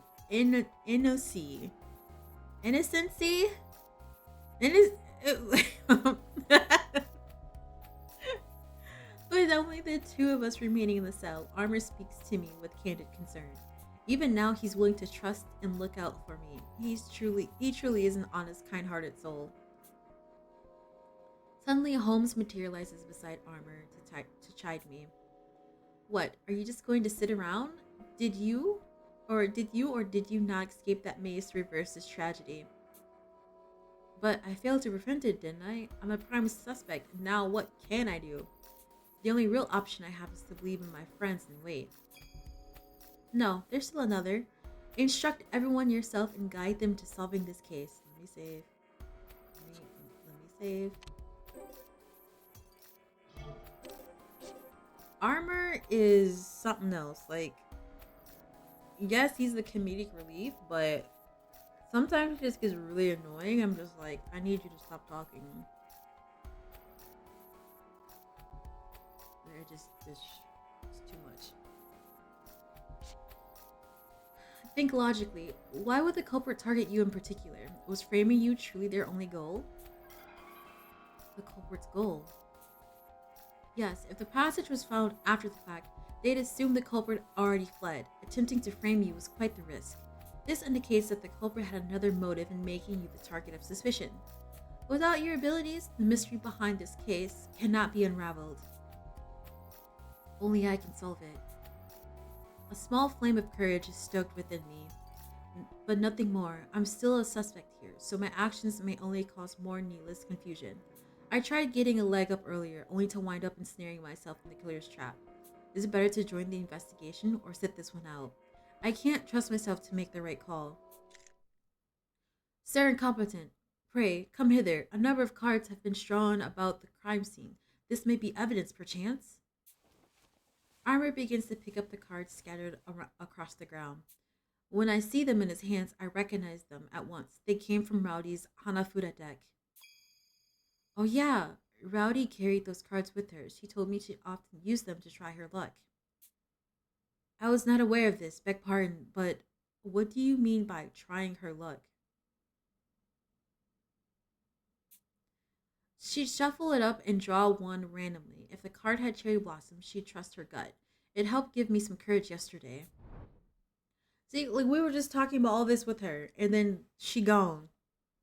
Same with downtown. She was telling us all about like her friend and how this and that, and now she's dead. And she just told us. Thinking back, that was our final exchange. To believe in my companions or suspect them. Thanks to Rowdy's insistence, I drew a cherry blossom and felt more confident in my decision. I'm struck by how profoundly brave she was right up until the end. Upon thinking about it, upon thinking about how I'll never hear that lively voice of hers again, a pang of regret brims in my chest. I failed to protect her. Anyway, why are they all over the floor? They should have been in Rowdy's pocket. Hark, good sir, there is something amiss with this deck. Hmm? He's right. There's something off about the cards he's holding. It's not that just a portion of them have cherry blossoms, but every single one. How could this be an accurate test of luck? With a deck like this, you'd wind up having to trust your gut no matter what card you draw. Be like these cards were not intended to test her luck, but rather means to steal her resolve. Hmm? What do you mean by that? Should one's conviction become sealed by drawing a cherry blossom, having a deck comprised only of such cards guarantees this outcome, right? Therefore, by drawing a card from this deck, one is obligated to believe in their choice. What Armor says makes sense. I get it now. It's pretty on brand for Rowdy, now that I think about it. It's true, she never wavered even once after making up her mind. Indeed, though she was just likely incensed by this turn of events, she would not regret trading cells with Doleful's place. Of this I am certain. Hers was a truly great loss. Yeah. Don't worry a little head so much, bub. If it's a choice I'm serious about making, a card ain't gonna sway me. No way, no how. This is more like a push to pick the answer I'm really after. So take a card and trust your decision. Rowdy's words from yesterday repeat in my head. Right, I've already trusted in my decisions up until this point. Nothing's to be gained from regret, so I need to stop second guessing myself and make a choice of the only path is forward. Armor, would you mind cutting this rope? My good sir, you intend to investigate? Yeah, I can't just sit around twiddling my thumbs. If Holmes accurately assessed that I'm a excuse me, that I'm a threat to the culprit, this case won't be solved unless I act now. A horrible tragedy had already occurred. I can't allow this chain of grief to continue any longer. Turning tail isn't a flattering look, my dear little suspect. Renegade steps into the cell. In his hand, he clutches a knife. Renegade, what's with the knife? It's so our suspect will stay put. Things are shaping up to be quite interesting. We can't have you throwing a wrench into things, Now let's have you take a nice long nap. I shan't allow it. Armor intercepts Renegade as he moves in to attack me. By the way, this scene right here was the first interaction that we had with Renegade, who tried choking us. Even though he's like wearing heeled shoes, and I don't understand why he's wearing heeled shoes. I don't know if that's ever a detail that was explained in the game or not, but he tried killing us. I'm just like, I just got here. Like, what? I look into Renegade's cold eyes, recalling the first time we met. He strangled me so tightly it cut off my circulation. A man like him surely intends to kill me. I love his expression. It's just like, But then with a muffled thunk, Renegade suddenly topples to the ground. He is very scandalous. I noticed Bookworm standing behind him with a sizable book she's always reading in hand. Did she just hit him over the head with that thing? It seems you'll be the one taking a nap, the girl quips, smiling proudly after demonstrating the self-defense technique Mystic had taught her. Hey, my girl, Bookworm, let's go. Bookworm, what are you doing here? I had a feeling you wouldn't sit idly by, so I've been waiting to aid in your escape. Come, let us go elsewhere before Renegade wakes up, said the girl as she tugs at Incompetent's arm. We continue talking as Bookworm pulls me by the hand to a new location, away from the other detectives. What could Sir Renegade be thinking, attacking his own comrades? The scene of the crime was originally his cell. I'm positive he knows something. How do you intend to solve this case, Incompetent? I will assist you, said the girl, her resolve evident. Hi, Hershey, thank you for the alert. Are you sure, Bookworm? I'm the primary suspect, you know. You are also the one who caught Mystic Detective's killer. Even if everyone else is in doubt, I still have faith in you. Her voice is uncharacteristically profuse with emotion as she smiles at me. Right now, suspecting me is the obvious thing to do. That she would say such kind words to me regardless hits me right in my heart. I too offer my fealties. Since your arrival, you and I have weathered many a storm together. We are comrades through and through. You guys, thanks for believing me, especially when it'd be so easy to do otherwise. I couldn't be more grateful. I'm happy for you, Watto. This is all a result of your tireless efforts. While the situation may be dire, you have allies like these two to rely on. Lead the detectives, and I'm certain you can reverse this tragedy. Before getting started, however, there is a vital task you must accomplish. Do you recall what I told you to do last time? Finish off Renegade, threaten other detectives. Organize the crime's key aspects. There are currently 3 points of investigation vital to solving this case. First, we need to learn how the culprit entered the room. How did the culprit enter the sealed cell? Rowdy surely had the key on her before going to sleep. What we need to figure out is how she was killed inside of a locked room. Second, we have to answer the question of, why am I the suspect? No? Okay. Why was I attacked? But why am I the suspect, though? Anyway, why was I targeted? The culprit likely attacked me before the crime, so I couldn't have seen it, and yet they bothered to relocate me far away. That move was far bigger risk than killing me. That, along with their motive behind framing me, will be crucial to solving this case. And the final aspect of this investigation is, I mean,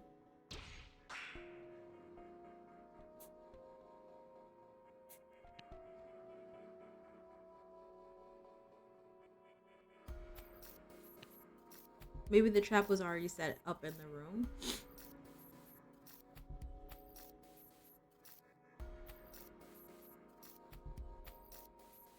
We'll get to it.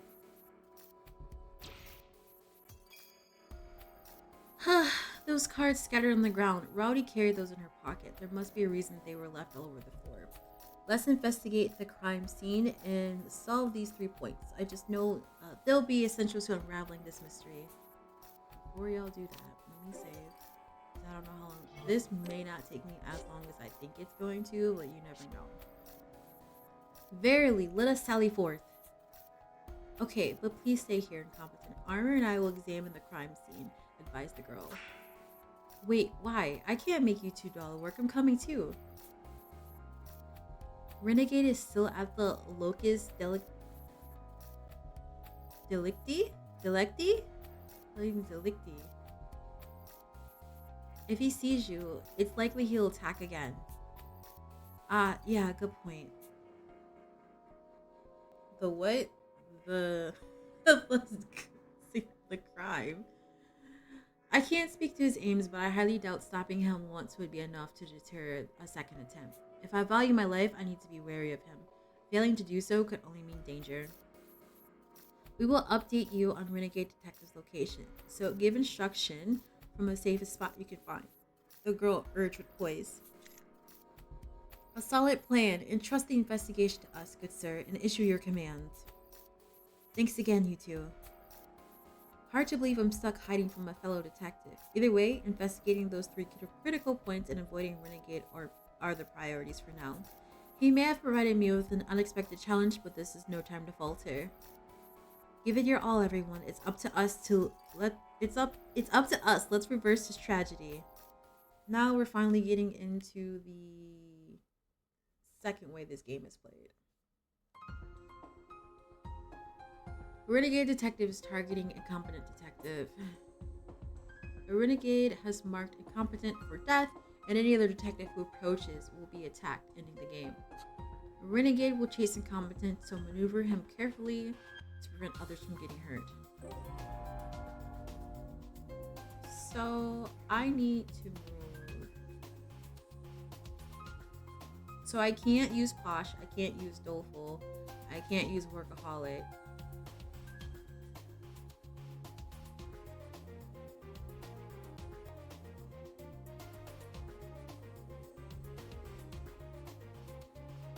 I want to know why you over here.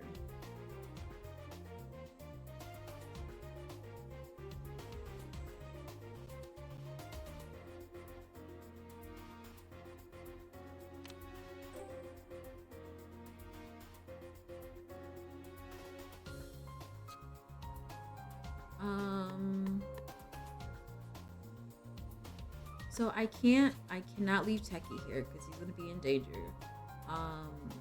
Also, where are you gonna move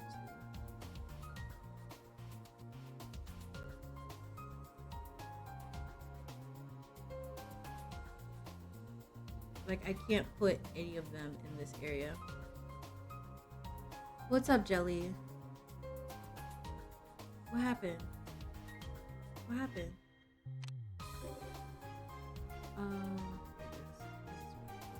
So I forgot that I could do this.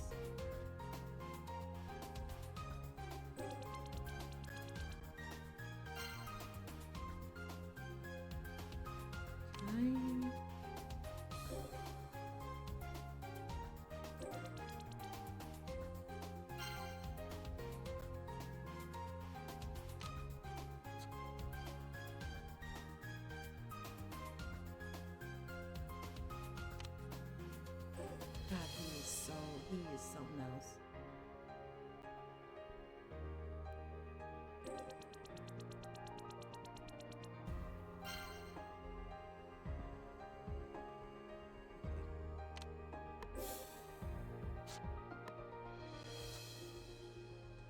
Why are you melting? Why are you using? What is happening here? What is with this music?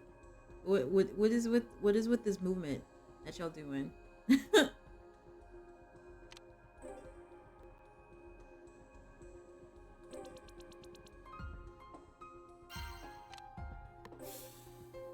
Wait, where? Oh. You can't do anything.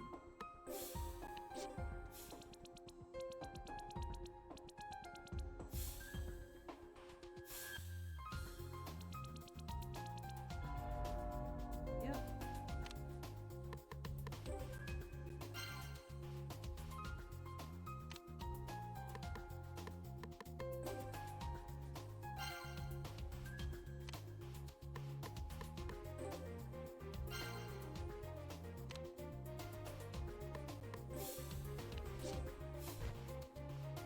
Spiderwebs are gross, said the girl as she noticed the wretched things dangling above her head and scurried away from them.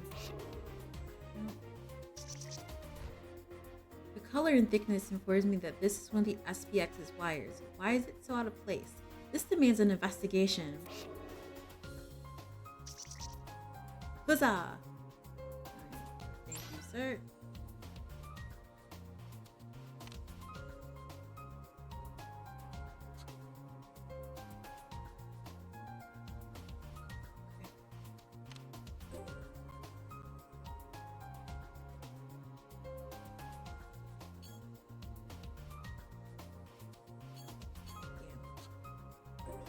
Okay.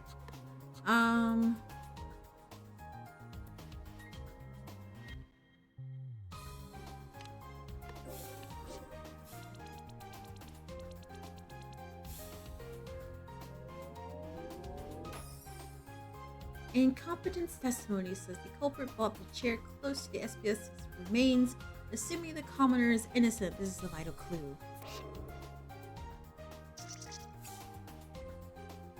Thank you.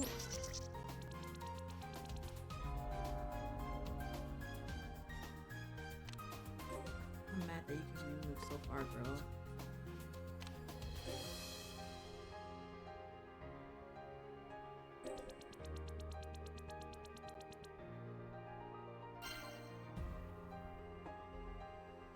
Also, I need him to be over here for a little bit, and then I'm gonna move him like somewhere over here. That's my plan. First of all, how close are you gonna get to me? We're good. Techie. Okay.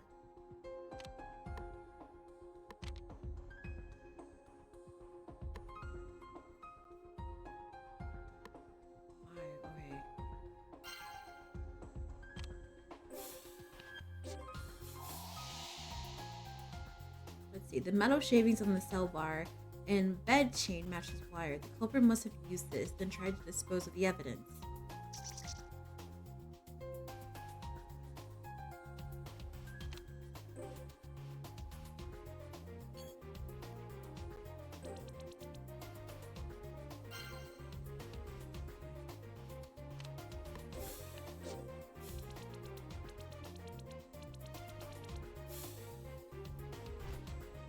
Thank you.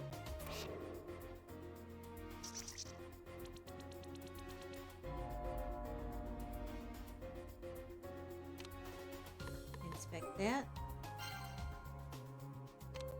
Inspect that. How far away are you? The fact that he can move so far is irritating to me.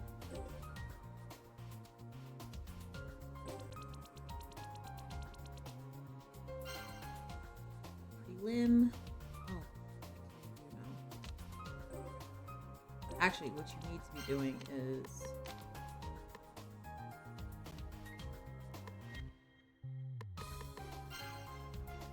that.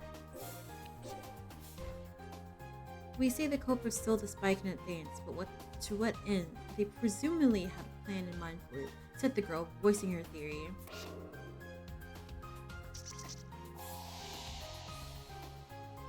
Signs indicate this paint was recently used. They likely smeared the murder weapon with it onto facilitate the process of committing the crime.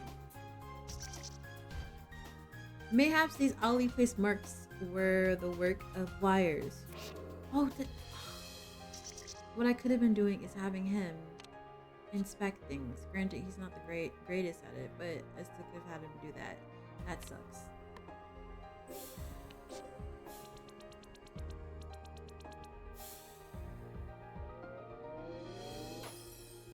The culprit took this chair from the warden's room, chanced upon Watto, then attacked. How plebeian.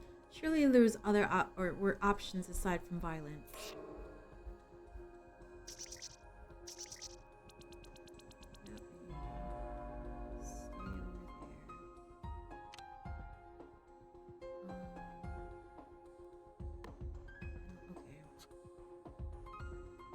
Oh wow, she has terrible analyzation skills.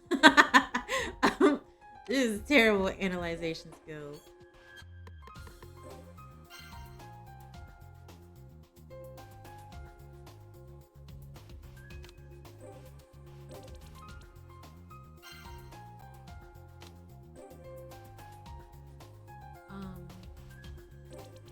What's your endurance go? 6? Oh, that's great.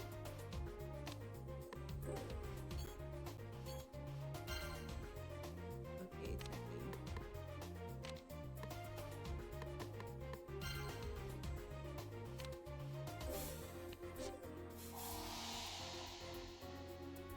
The spike's been pared down by the wire saw.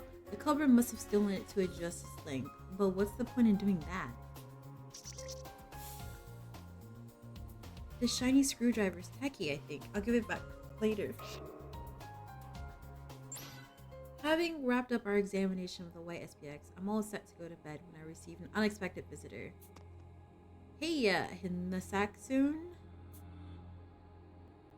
Renegade? What do you want from me? A bit of a chat, that's all. We have no clue when we might encounter another one of those death machines, you know?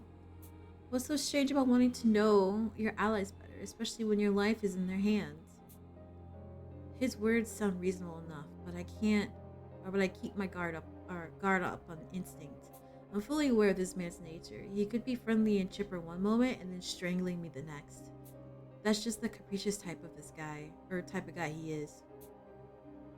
I appreciate the sentiment, but I was just about to sleep. Mind waiting until tomorrow? So cold. Have it your way, but at least let me carry you to bed, will you? It'll be tough, first of all. He is so suspicious. Like, remember I was talking about red flags? He is like, his body is just red. It's just red. It'll be tough getting on there with those legs of yours. Like, that isn't incredibly suspicious, but he wouldn't like it if I refused him. If anything bad happens, workaholics in the next cell over, I could easily get into bed myself, but I'll just have to play along. Yeah, okay. Could you help me onto the bed then? Sorry for the trouble. Aw, thanks. You're such a sweet boy, Tech. Renegade takes me into his arms instead of placing me... First of all. By the way, I've never seen this cutscene before. A Renegade takes me into his arms instead of placing me in bed, though he whispers in my ear. Workaholic isn't in his cell right now.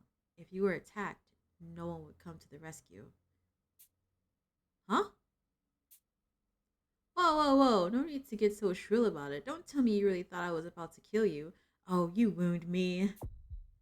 My heart is pounding. Cold sweat beads at my brow. This is bad. He's got me cornered. I should have checked next door first. Renegade's face contours into almost a demonic expression. His mouth a crooked sliver of a smile. Relax. All I want to be is your friend. Now come on, Tech. What's your real name? I won't tell anyone. Piggy promise. With all this pressure, there's no way I can refuse. He's practically threatening me here with the shaky voice I give in.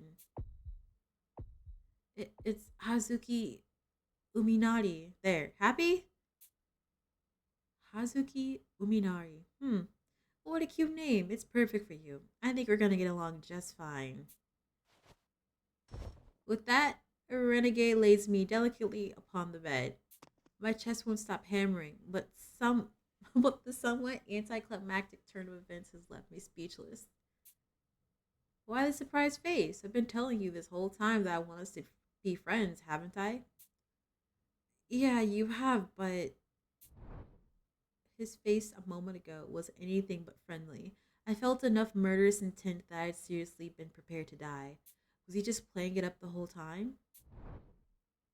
You're exactly the way I thought you'd be, Tech. That leaves only one nut left for me to crack. Never a dull moment on this island. I love it. Just what are you plotting? Coercing us like this?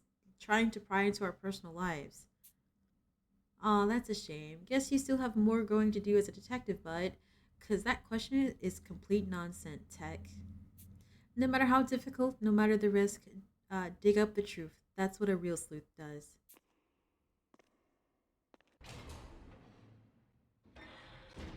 With that, Renegade leaves my cell. I can't make heads or tails of how his mind works, but it's clear he has some motivation for looking into each detective's past. Regardless of my physical limitations, I'm still a member of the DA. I promised myself to report this to Workaholic tomorrow and put a stop to Renegade. Alright then. Where were we? Where were we?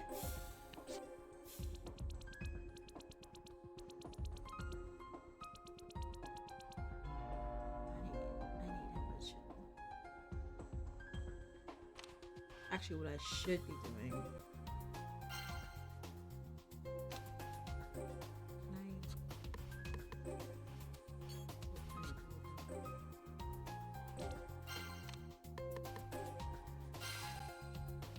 should have been doing is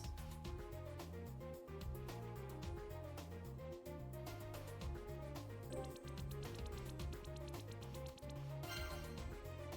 think that's a good amount of distance,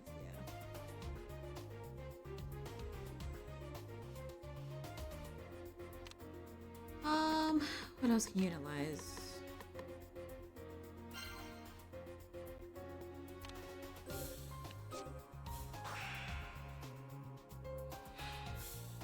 Nice. Overkill, but nice.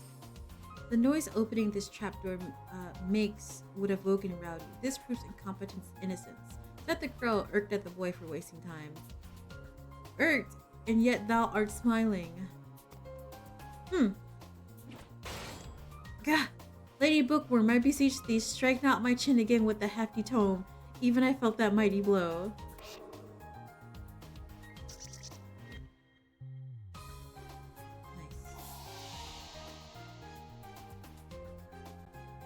If the cards fell out of Rowdy's clothes, that means some heavy force made an impact with her at the time of death. This could be a vital clue.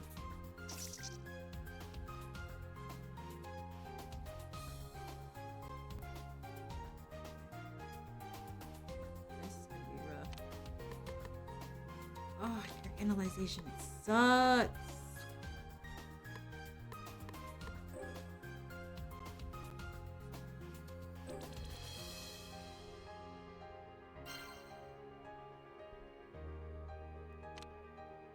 We might end up having to do this one over again.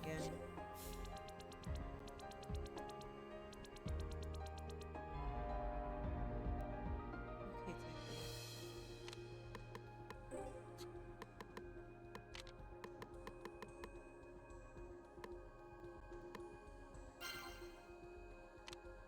investigate. Nope, nope, nope, nope.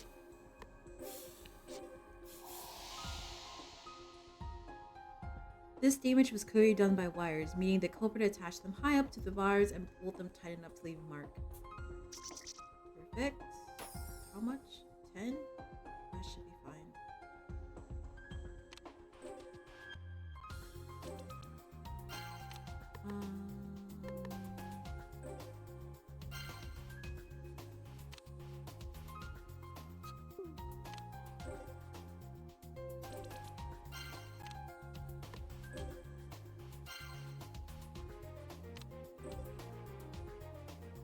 Analyze or assist.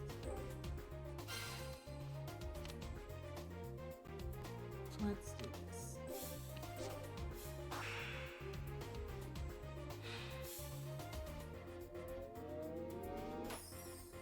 Them cards say it all. To the damage to the bed like this. You had. I'm like, excuse me, wait a minute. Them cards say it all. To damage the bed like this, you'd have to sandwich the spike between it and the wall and then close it real hard, see? Meaning there's only one way you can do the deed. Capiche? Said the girl, channeling Rowdy's spirit. Okay.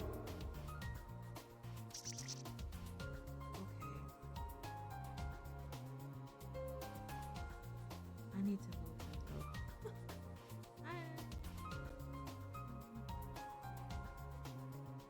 Can you?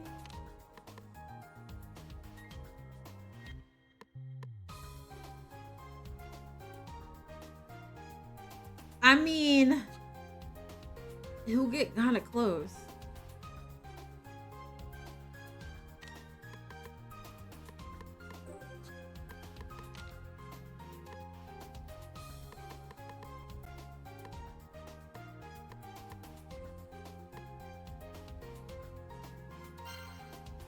Wait, just barely.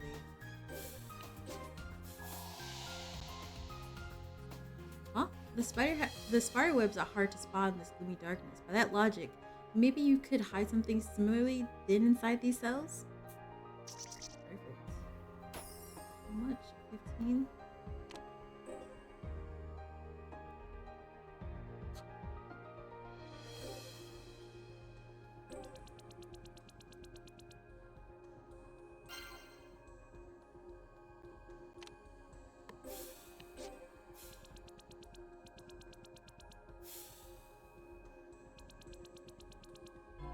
Ooh, he really close.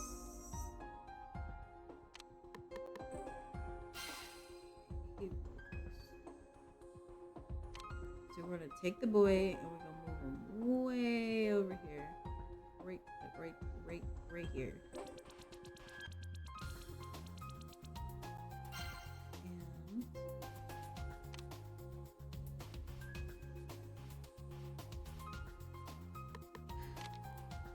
And I think I analyzed everything I could.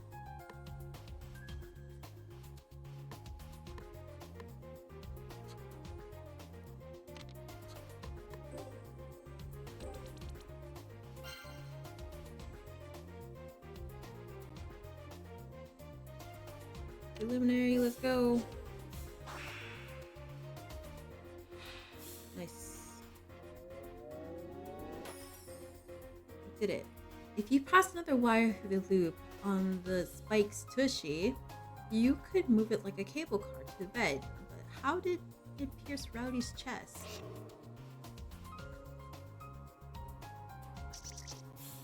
Nice.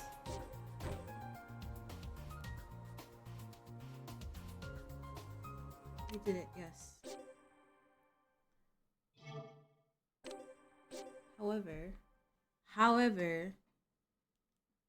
However, everybody, it is time for me to go. So I'm gonna end the stream here. I know. We just finished the investigation part and now I'm leaving. Yes, I am. Because I have to go. Because I have to go. Alright, everybody. Thank you all for hanging out with me for as long as you did today. I appreciate every single one of you, but I do have to go. Don't cry, Janae. I'll be back tomorrow. Well, not with this game. More Digital Double Saga. And me worrying about like being wiped in that game very easily. But alright, everybody. Thank you all for hanging out with me for as long as you did today. If you like the stream, you like what you saw, do me a favor and hit that follow button. I'd love to have you in stream with me and everybody else. My stream schedule is Sundays, Tuesdays, Thursdays, Fridays, and Saturdays. So tomorrow, I'm going to be playing Digital Double Saga. I hope to see you in stream. It's going to be around the same time. Maybe actually at 8 o'clock or a little bit earlier. You know, leave some room in there, wiggle room. But if you'd like to know more about me, I'm on various social media platforms, and also I have a Ko-Fi where I post all my cosplay content and personal projects. But I am on Twitter, Instagram, TikTok, YouTube, and Blue Sky, so feel free to drop a follow if you would like. No pressure there. Let's see, who am I gonna send my Twitch folks over to? Let me see who's streaming right now.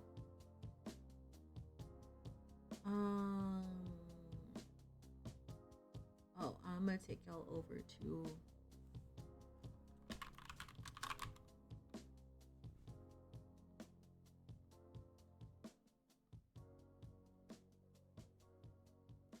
my friend. Give me 1 second. I'm like, how do I spell his name? I'm gonna send y'all over to the Eric V, who is playing Capcom Fighting Evolution. I will see y'all over in his stream before I duck out and go do the things I have to do today. But thank y'all for hanging out. I hope you had a good time. I'll see y'all tomorrow morning for Digital Double Saga. Bring your breakfast, bring your coffee, water, tea. Bring me some hash browns. I love you eternally for it. But without further ado, I will see y'all over in Eric's stream. Y'all have a good day. I will see y'all later. Bye!